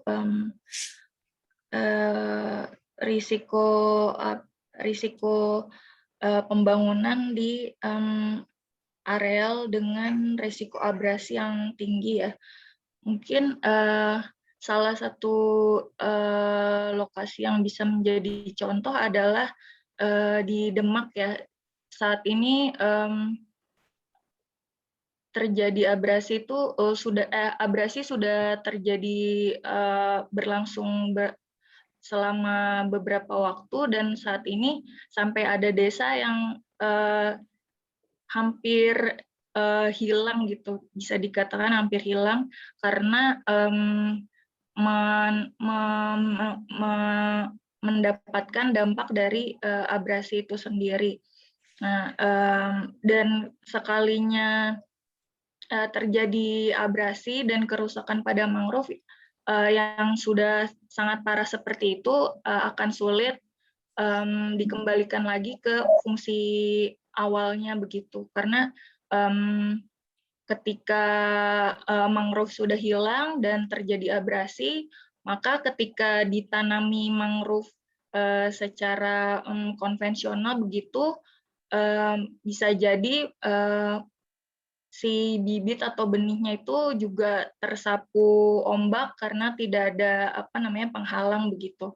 Jadi perlu seperti tadi saya sampaikan di dalam presentasi, salah satu contohnya yang kami lakukan adalah membangun pemerangkap lumpur ya atau sedimen yang diharapkan bisa memacu pertumbuhan mangrove, dan nantinya ketika mangrove sudah tumbuh mungkin bisa menjadi mengurangi tingkat abrasi itu sendiri, dan tidak bisa sepenuhnya kembali ke kondisi awal ya karena sudah sangat rusak, tapi memperbaiki lah dari kondisi yang saat ini yang sangat terpapar oleh bencana banjirop. Mungkin itu sedikit tambahannya. Oke, terima kasih Mbak Salira. Gimana Mas Muhammad Fadil? Apakah ada konfirmasi? Tadi tuh ada yang satu lagi terlewat yang masa SK hidrologis itu. Itu gimana? Yang SK hidrologis masih belum terjawab tuh. Kan SK hidrologis kan ini yang akhirnya berbanding terbalik dengan pernyataan Ibu Menteri saat di COP 26 itu yang mengatakan pembangunan itu harus terus lanjut atas nama deforestasi gitu. Bagaimana itu? Yang jadi terngiang-ngiang juga dari saya juga tuh yang tadi dijelasin sama Mbak Sagira. Paling itu sih pertanyaan satu lagi. Oke, siap Mas. Oke, mungkin Pak Noviar bisa menjawab, Pak. Kalau saya tidak punya kompeten untuk menjawab itu, yang jelas kita tetap harus menjaga pengurangan emisi. Saya pikir pilihannya adalah memang harus ada win-win solution. Artinya kalau kita ingin membangun juga pasti akan ada kerusakan. Tetapi kita bagaimana caranya bisa menekan kerusakan itu jauh lebih rendah. Itu yang saya pendapat pribadi. Saya tidak punya kompetensi untuk menjawab pertanyaan yang apa sih terkait dengan pernyataan Ibu Menteri. Saya pikir itu. Oke, baik. Terima kasih Pak Noviar atas Ada lagi pertanyaan dari Pak Padil kalau tidak salah, persemaian pembibitan. Maksudnya apa itu Pak Padil kalau boleh saya ingin tahu? Ya, maksudnya tuh kan yang tadi tuh penyemaian itu kan yang kan lagi pembibitan tuh. Jadi kan buat penumbuhan mangrove kan itu harus dilindungi dulu supaya terhindar dari ombaknya kan jadi ditutupin bambu-bambu kan. Oh, bukan. Itu yang ditanam adalah bibit. Tolong bedakan antara bibit dan benih. Benih itu adalah propagul atau biji. Tetapi yang kita tanam di sana itu sudah dalam bentuk bibit yang sudah dari hasil persemaian. Jadi bukan dari benih. Iya. Terima kasih Pak. Oke, baik Pak Noviar dan Mas Muhammad Fadil. Selanjutnya ada pertanyaan lagi dari Pak Sabri Rahmat Alis dari PTK dari Padang. Saya ingin bertanya kepada Bapak Noviar ya. Mengenai fungsi pembangunan sumur bor di lahan gambut atau mangrove, Pak, dan berapakah kedalaman sumurnya, apakah ada SNI-nya, dan terakhir berapa buah sumur bor yang sudah dibangun di BMKR, Pak. Terima kasih. Silakan Pak Noviar langsung menjawab. Baik, saya ingin screen share ya, karena ini nanti mungkin akan saya lebih bagus kalau saya gambarkan. Sudah terlihatkah gambar saya? Layar saya sudah terlihat, oke. Sudah terlihat. Kalau saya menggambarkan gambut itu adalah seperti ini. Ini adalah kedap air. Ini adalah kandungan biomas yang bersama-sama air. Nah, kalau ini dikeringkan, yang ini akan menjadi kering dan mudah terbakar. Oleh karena itu, kalau kita membangun sumur bor pada wilayah ini, yang harus kita bor adalah sampai ke bawah sini. Jangan hanya sampai di sini. Kalau di sini ini hanya air yang ada di dalam gambut saja yang memutar. Oleh karena itu kami selalu melakukannya adalah sampai dengan ke bawah sini. Nah, pada saat kami melakukan itu kami membangunnya sampai sini. Nah, pertanyaannya adalah berapa meter? Tidak bisa kita tentukan, tergantung kondisi di lapangan. Bisa jadi itu bisa sampai 60 meter kedalaman ini. Bisa jadi ini hanya berapa meter saja sudah dapat air yang berada di bawah akuifer. Itu yang bisa saya jawab. Nah, kalau saya tutup dulu ini saya kembali lagi ke ini. Pertanyaannya adalah tadi berapa banyak yang sudah dibangun? Ribuan, Pak. Sudah kita bangun. Sudah banyak sekali tersebar di 7 provinsi. Nah, apakah sudah ada SNI-nya? Kami punya standarnya, standar teknisnya, pedoman teknis dalam membangun ini. Jadi apa yang harus dilakukan, bagaimana cara melakukannya, ini sudah ada standar teknis. Tapi belum di SNI-kan. Kita mengakui memang belum di SNI-kan. Karena proses untuk SNI juga makan waktu. Jangan sampai nanti kita kinerja BRGM hanya terganggu karena hanya untuk meng-SNI-kan saja. Kami hanya menggunakan standar standar biaya dan standar teknis yang kita buat. Kalau berapa yang sudah kita bangun, banyak sekali, Pak. Kami mohon koreksi saja, nama organisasi kami adalah Badan Restorasi Gambut dan Mangrove, BRGM, bukan BMKR. Hanya koreksi saja. Saya pikir itu yang bisa saya jawab. Oh, baik Pak Noviar, terima kasih atas jawabannya. Selanjutnya ada pertanyaan dari Theo Reski Arya Ramba dari Kehutanan UGM.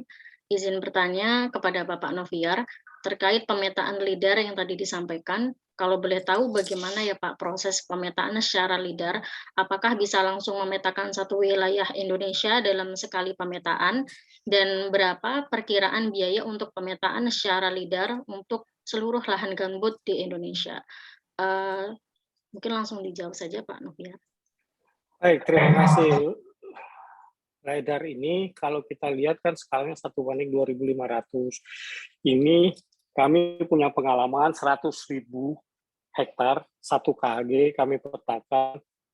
Itu memang dikerjakan oleh dalam 1 tahun. Ini menggunakan konsultan pemetaan yang ada di Indonesia. Biasanya juga mereka bekerja sama dengan tim yang ada di dunia. Seperti yang kemarin kita bekerja sama dengan pihak dari Inggris dan juga dari Australia. Ini tidak mungkin dipetakan seluruh Indonesia. Mungkin saja dipetakan seluruh Indonesia, tapi uang kita habis hanya untuk pemetaan saja. Dan yang paling penting, pemetaan LIDAR ini juga ada masa expired-nya.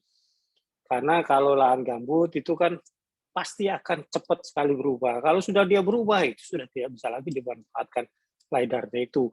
Oleh karena itu, pemetaan LiDAR ini kemarin pengalaman Pak untuk 100.000 itu sekitar 1,5 juta US dollar. Wah, mahal sekali. Kalau bilang mahal, ya mahal sekali. Dan ini kebetulan juga kami dibantu data pembiayaan dari Norway kemarin, dari negara Norway, sehingga kita bisa memetakan ada 8 KHG. Nah, jadi tadi pertanyaannya kalau tidak salah berapa, bisakah untuk seluruh Indonesia? Tidak bisa. Tidak bisa, pasti hanya dalam satuan landscape yang kecil saja. Karena biayanya mahal sekali, bukan hanya biaya, tapi waktu yang dibutuhkan untuk se-Indonesia itu besar. Nah, sekarang sedang berkembang. Itu pemetaan LiDAR dengan menggunakan drone. Ini sudah mungkin dilaksanakan. Jadi banyak tawaran-tawaran, terutama dari negara Australia itu yang menawarkan ke kita untuk pemetaan drone menggunakan LiDAR menggunakan drone. Tapi tetap mahal juga karena drone juga masih ada batasan waktu terbang segala macam. Saya pikir itu yang bisa saya jawab. Mudah-mudahan sudah terjawab semua karena saya tidak catat tadi. Oke, terima kasih Pak Noviar. Gimana Mas Theo? Apakah ada konfirmasi atau sudah jelas jawaban dari Pak Noviar? Oke, mungkin sudah jelas ya. Oke, ini adalah pertanyaan terakhir karena waktunya juga semakin menipis. Ada pertanyaan terakhir dari Pak Panji Mahtiar lagi ya, dari Geografi UGM. Izin bertanya kepada Bapak Noviar dan Mbak Salira terkait metode yang digunakan untuk memetakan mangrove sendiri. Apakah masih melakukan delineasi menggunakan citra spot atau resolusi tinggi lain, atau apakah juga sudah mulai memanfaatkan metode machine learning? Oke, mungkin langsung saja dari Mbak Salira dulu nih yang menjawab. Silakan Mbak. Oke, terima kasih pertanyaannya. Kalau dari kami, tergantung site-nya, tapi kami biasanya kombinasi keduanya sih. Jadi delineasi menggunakan citra resolusi tinggi juga dikombinasi dengan machine learning. Saya ya, mungkin begitu Mbak. Oke, terima kasih Mbak Salira. Mungkin dari Pak Noviar bisa menjawab juga Pak. Kalau masalah yang citranya yang citra apa, saya jujur saya tidak bisa jawab. Tetapi kami selalu menggunakan yang paling akurat. Cuma memang kalau akurat itu ada masalah temporal yang jangka pemetaan potretnya lebih lama. Kebetulan di sini saya punya teman Mayasih, kamu bisa dengarkah? Kamu bisakah menjawab ini? Kita menggunakan citra apa sih Silakan Mayasi, saya mau izin ya, karena dia yang tahu. Baik Pak Nov, ini saya sambil jalan tapi kita memang menggunakan citra satelit resolusi tinggi Pak, baik spot atau sentinel atau apapun yang tersedia dari spot tersebut, dari lokasi yang mau kita delineasi Pak. Jadi kita juga bekerja sama dengan LAPAN maupun BIG untuk mendapatkan data tersebut dan dari KLHK Pak. Seperti itu. Baik, itu jawabannya. Terima kasih, Mayasi. Oke. Terima kasih Pak Noviar atas jawabannya dan Mbak Salira. Oke, ini ada permintaan satu lagi nih. Ada pertanyaan dari Aulia Alizar Anam dari UGM. Mohon bertanya, menurut data tutupan lahan hutan kita berjumlah 66 juta hektar. Yang sisanya sudah terbuka. Berapa kontribusi luasan mangrove di areal yang tertutupi itu. Nah, selain itu, potensi lain dari citra satelit yang dihasilkan, apakah sudah dapat mencakup aspek ekonomi dan sosial masyarakat sekitar hutan tersebut? Oke, terima kasih. Mungkin dari Pak Noviar bisa langsung menjawab, Pak. Baik, seperti yang saya sampaikan tadi, lahan mangrove kita itu ada 3,36 juta hektar. Itu yang existing, yang ada.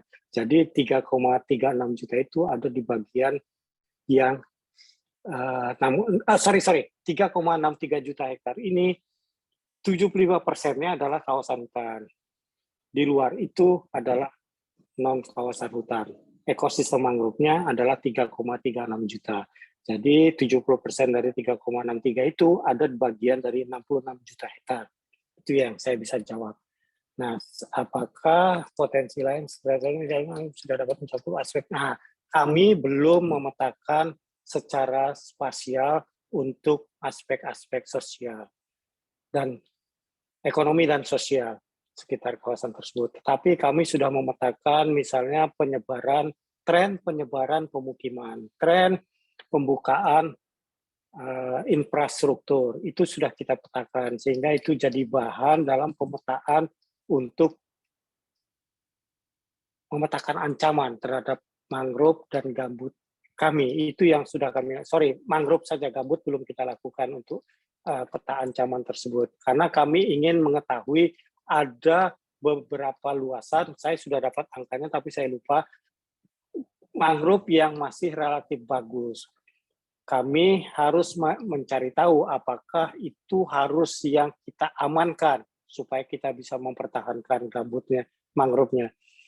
Nah, seperti strategi yang saya sampaikan, salah satu strateginya adalah mempertahankan. Nah, mempertahankan ini adalah lokasi yang masih bagus, yang terancam. Terancam itu baik itu fisik, karena ada abrasi, terus ada juga karena pemukiman, dengan asumsinya adalah pemukiman, ada kemungkinan dia akan masuk ke dalam kawasan yang masih bagus itu. Nah, itulah yang akan kita pertahankan. Nah, ada juga pembukaan infrastruktur yang menjadi terbuka wilayah tersebut. Ini juga menjadikan wilayah yang masih bagus itu menjadi terancam. Itu yang akan kita tetapkan sebagai yang akan kita pertahankan mangrove-nya. Saya pikir itu.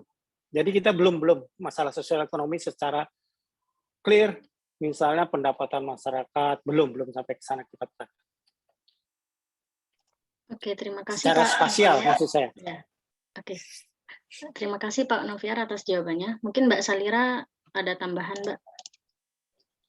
Iya, menambahkan sedikit untuk dari citra satelit sendiri untuk pemetaan aspek ekonomi dan sosial mungkin lebih ke arah penutupan lahannya ya. Jadi bisa terlihat di sana mata pencariannya mayoritas seperti apa, apakah tambak atau mungkin kebun atau apa. Jadi informasi umumnya bisa diperoleh dari situ. Sementara untuk informasi lebih detailnya, baiknya sih dikumpulkan dari kunjungan ke lapangan. Biasanya kami mengadakan semacam pemetaan partisipatif begitu dengan masyarakat sekitar untuk mendapatkan informasi terkait ekonomi dan sosial masyarakat di situ. Mungkin itu, Mbak. Oke, terima kasih Mbak Salira. Kepada Pak Auli Alizar Anam gimana? Apakah ada konfirmasi atau sudah jelas?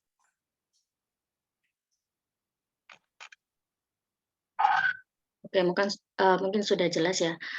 Oke, karena waktunya sudah menipis, jadi untuk sesi Q&A kita tutup ya, rekan-rekan sekalian. Selanjutnya kita akan masuki sesi hands-on dengan penggunaan tools.jis dari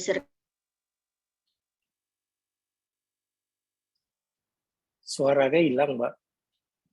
Oh ya, mohon maaf Pak. Oh ya, untuk sesi berikutnya akan ada sesi hands-on untuk penggunaan tools.jis dari Circle Geo. Mungkin kepada Mbak Kinanti Putri bisa langsung. Halo Mbak Kinanti Putri. Halo semuanya, udah masuk belum suara aku Mbak? Sudah Mbak, sudah. Oke, aku izin share screen ya.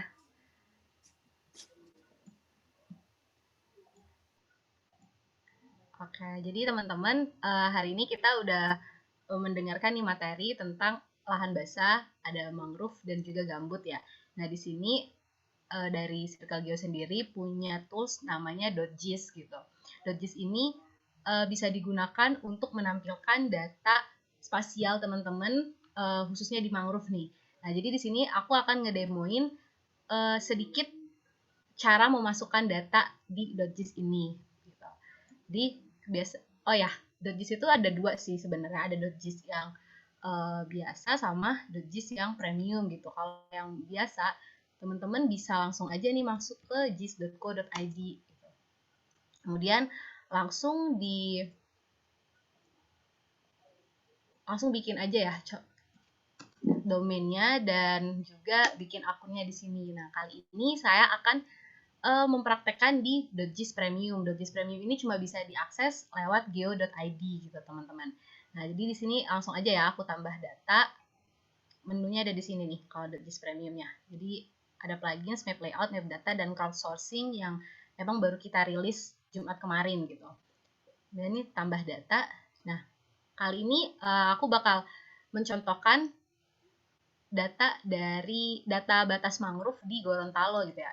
Kebetulan filenya udah aku zip. Ini gorontalo.zip. Jadi kita tinggal open aja. Ini isinya SHP ya, batas-batas. Kemudian oke. Nih, kita tunggu dulu lagi diupload. Nih. Kemudian kita cek ya.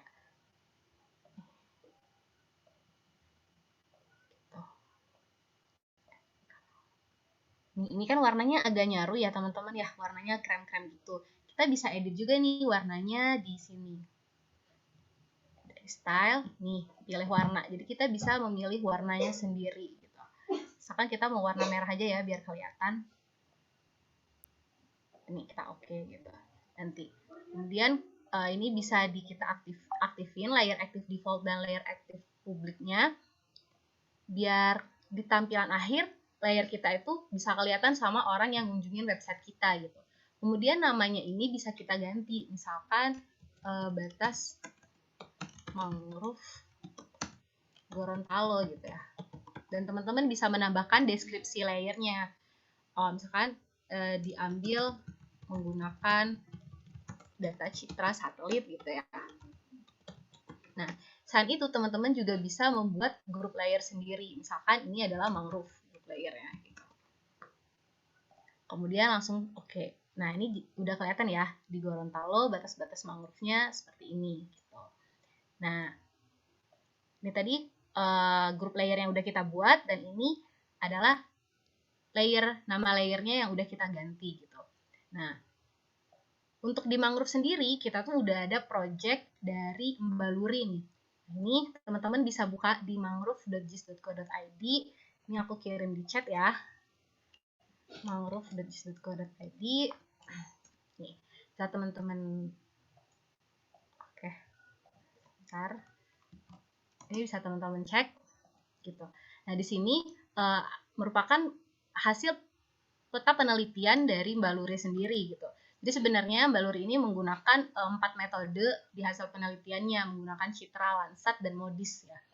Nah, sebenarnya ini adalah data raster. Data rasternya kan gede banget nih. Kemudian di Dodges ini belum cukup untuk mengupload data raster segede itu. Tapi kita bisa mencari alternatif lain dengan menggunakan software bantuan seperti QGIS untuk mengkompres pixel-pixel dari raster ini sendiri gitu.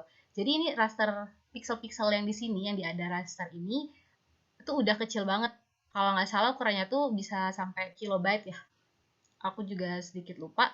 Nah ini kalau kita zoom dan kita klik nih ya di daerah bebas, tuh bakal ada informasi detailnya, bisa dilihat di pojok kanan atas ya. Ini kelasnya kurang sesuai, warna kuning kan, warna oranye ya, warna oranye kurang sesuai. Ini kita bisa bikin klasifikasinya tidak sesuai, kurang sesuai, sesuai dan sangat sesuai, atau biasa kita sebut tuh scoring ya. Ini tuh sebenarnya hasilnya tuh scoring, tapi kita edit di Dodges-nya sesuai sama apa yang mau kita tampilkan gitu. Nah, kalau peta kayak gini aja kan nggak apa ya, kalau orang ngelihatnya mungkin belum terlalu paham ya kalau dilihat kayak gini aja. Jadi jadi Mbak Luri ini ngebuat juga suatu project di geo.id. Nah, mungkin teman-teman nih bisa dicek juga nih ya. Di sini. Nih, di situ buat mempublikasikan atau menyampaikan informasi tentang si mangrove.gis ini. Jadi judul paper yang Mbak Luri itu penentuan lokasi optimal untuk penanaman mangrove menggunakan penginderaan jauh dan model iklim proyeksi di Indonesia gitu ya. Oleh Mbak Luri gini. Nah, mungkin di sini lebih kayak landing page tentang publikasi papernya gitu ya. Tapi bahasanya lebih ringan gitu. Apa itu mangrove gitu? Mangrove merupakan bla bla bla. Bagaimana kondisi mangrove di Indonesia gitu ya. Kemudian dijelaskan nih sama Mbak Luri kalau kondisi mangrove di Indonesia itu ada sekitar 3,5 juta hektar, kemudian terluas di dunia begitu ya. Kemudian ada karakteristik mangrove nih, Mbak Luri menjelaskan juga karakteristik mangrove itu seperti apa gitu. Kemudian tujuan dari papernya Mbak Luri ini apa gitu. Dan ini ada penyesuaian lahannya tadi yang di Dodges tadi kita bisa masukin di website GeoID-nya, di mangrove.geoid-nya. Jadi kita bisa langsung cek aja di sini gitu sebenarnya. Nah, ini merupakan kesimpulan dan juga ini adalah action dari setelah kita tahu nih kondisi mangrove di Indonesia yang seperti sekarang ini, kita harus ngapain gitu. Jadi ini ada saran-saran, yaitu harus para penggiat konservasi memfokuskan kegiatan ini tuh dari yang paling krisis dulu, kemudian agar bisa optimal gitu.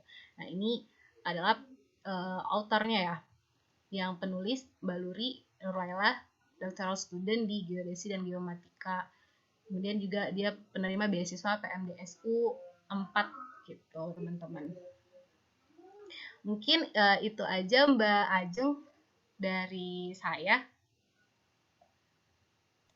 Teman-teman kalau ada yang mau ditanyakan bisa langsung aja ke Tribelio ya, nanti bakal disampaikan ya Mbak Ajeng ya.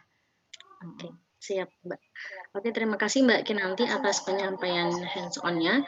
Selanjutnya akan ada pemaparan sesi mengenai storyboard oleh Mas Dava.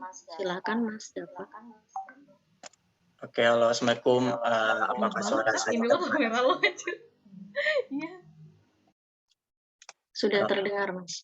Oke. Mohon ini moderator.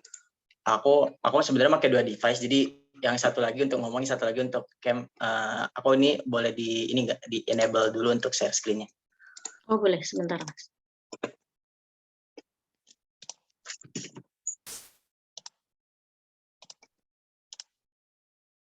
Oke, sudah. Oke, terima kasih moderator atas waktunya. Izinkan saya pertama-tama untuk share screen dulu. Nah, teman-teman tadi juga sudah sempat dijelaskan oleh pemaparan dari yang tadi telah dijelaskan. Mungkin untuk gambarannya, yang pertama saya tangkap sih untuk pemaparan tadi itu sebenarnya kan ada fenomena mengenai tentang pemetaan mengenai lahan gambut ini tuh belum bisa dilakukan secara menyeluruh karena dikarenakan biaya yang terbatas. Nah, untuk teman-teman ini apa sih yang bisa kita lakukan, apa sih yang bisa kita lakukan untuk membantu hal tersebut dalam pemetaan geospasial ekosistem lahan basah. Nah, teman-teman bisa mengikuti nih kelas atau program yang diadakan oleh Circle Geo. Nah, program apa sih yang diadakan oleh Circle Geo? Program yang diadakan oleh Circle Geo ini adalah PPKM. Nah, apa sih PPKM? PPKM itu adalah peningkatan penghasilan dan karir melalui Maps. Di sini, teman-teman akan belajar mengenai teknologi Maps, pembuatan web dan aplikasi tanpa coding, dan yang terakhir, belajar tentang digital marketing. Nah, dan yang tidak kalah kerennya itu, teman-teman bisa menghasilkan penghasilan sendiri dari program kelas yang diadakan oleh Circle Geo ini. Nah, teman-teman di sini nggak usah khawatir, nggak usah takut gimana sih caranya, nanti akan seperti apa. Nah, di kelas PPKM ini teman-teman akan dibimbing selama 3 bulan dan kami pun mengadakan kelas dan ada juga controlling. Di sini teman-teman nggak akan kebingungan, jadi tenang aja. Nah, aku ingin menunjukkan salah satu teman kita yang telah mengikuti program kelas dari PPKM ini. Mungkin tadi juga sudah disebutkan oleh Mbak Kinan mengenai program ini. Terus selanjutnya aku ingin menampilkan tentang hasil testimoni selain dari yang telah disampaikan oleh Mbak Kinan tadi. Nah,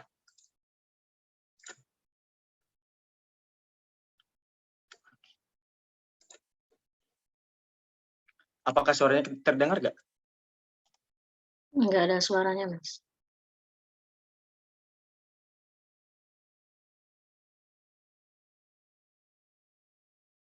Jika dibanding dengan kursus yang sudah pernah saya ikuti, kursus yang di Circle Geo ini termasuk sudah yang paling lengkap.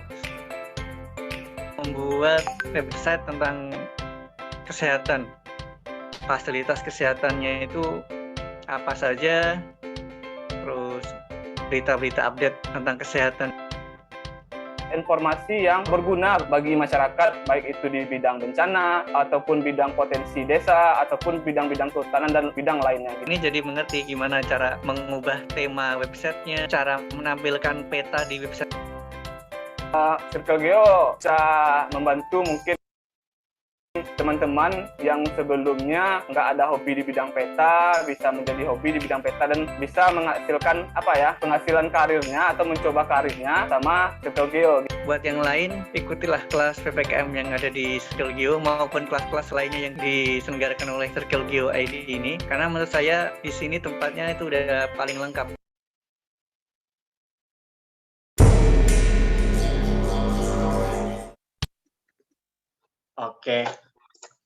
Oke, teman-teman, mungkin dari aku seperti itu. Nah, mungkin gambarannya untuk testimoni tentang kelas PPKM itu seperti apa. Dan misalnya teman-teman nih penasaran dengan kelas PPKM itu nanti akan seperti apa. Terus kan tadi juga sudah saya jelaskan juga bahwa di sini juga teman-teman bisa menghasilkan penghasilan sendiri gitu. Nah, kayak gimana sih penghasilan sendiri, kok bisa dapat penghasilan sendiri? Nah, teman-teman bisa langsung join bersama kami di geo.id. Mungkin saya tulis dulu kali ya di kolom chat.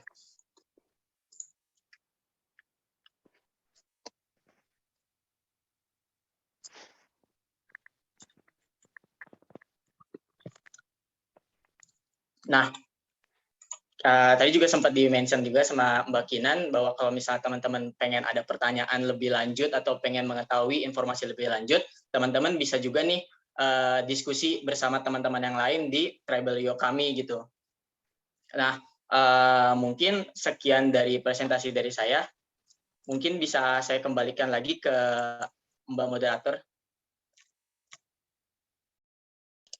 Oke, terima kasih banyak Mas Dava atas pemaparannya untuk storyboard kelas PPKM Circle Geo. Oke, teman-teman sekalian, karena waktunya sudah mau habis, tinggal 2 menit ya, rekan-rekan sekalian dan Bapak Ibu, kita akan masuki sesi foto bersama ya rekan-rekan. Sebelum acara saya tutup, silakan rekan-rekan sekalian untuk menyalakan kameranya, karena kita akan mendokumentasikan acara webinar pada sore hari ini, seperti itu. kepada Mbak Soraya, mungkin bisa dibantu Mbak untuk sesi foto bersama. Halo Mbak Soraya.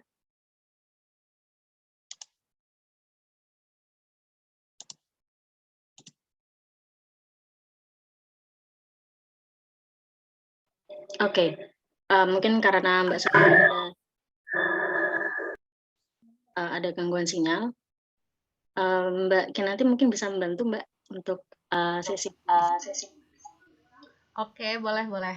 Ini ada 5 slide ya. Kita satu-satu. Oke, slide pertama, 1, 2, 3, cheese. Oke. Sebentar.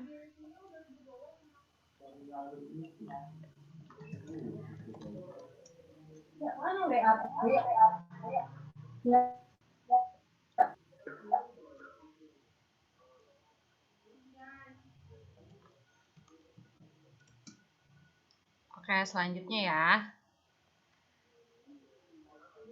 3, 2, 1, cheese. Oke, selanjutnya 1, 2, 3, cheese. Oke, 2 lagi ya teman-teman.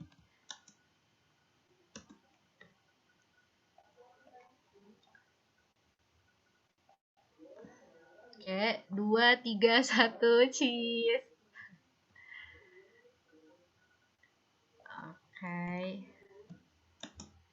Oke, ini terakhir ya teman-teman. Dikeluarkan ekspresinya. 2, 1, 3, cheese. Oke, terima kasih teman-teman. Udah Mbak Ajeng. Oke, terima kasih Mbak Kinanti yang sudah membantu sesi foto bersama. Oke, terima kasih banyak teman-teman semuanya dan Bapak Ibu sekalian yang telah hadir pada sesi webinar pemetaan geospasial lahan basah dan keanekaragaman hayati yang diselenggarakan oleh Circle Geo. Dan terima kasih banyak kepada Mbak Sali Rafidian dari Yayasan Lahan Basah yang sudah bersedia untuk sharing bersama kita semua. Dan terima kasih juga kepada BRGM Pak Noviar yang tadi sudah izin pamit dulu ya. Dan di sini ada Bu Maya yang mungkin nanti bisa menyampaikan. Kami ucapkan terima kasih kepada BRGM yang sudah berkenan untuk hadir dan sharing pada webinar siang hari ini. Oke, sebelumnya terima kasih rekan-rekan sekalian yang sudah bergabung. Mohon maaf bila saya selaku moderator ada salah kata dalam penyampaian. Oh ya teman-teman, silahkan untuk mengisi link presensi karena akan menjadi syarat untuk mendapatkan e-sertifikat. Oh ya, jika nanti presensi tidak bisa diakses, nanti akan saya share di grup ya rekan-rekan sekalian.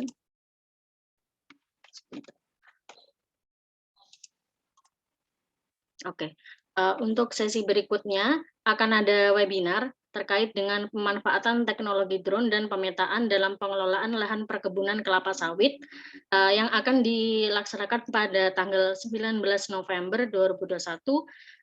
Link pendaftaran sudah di room chat ya rekan-rekan sekalian. Oke, terima kasih. Saya ucapkan wassalamualaikum warahmatullahi wabarakatuh. Selamat hari Minggu untuk semuanya. Besok udah hari Senin.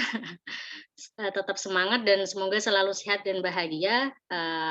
Terima kasih. Silakan teman-teman jika ingin live.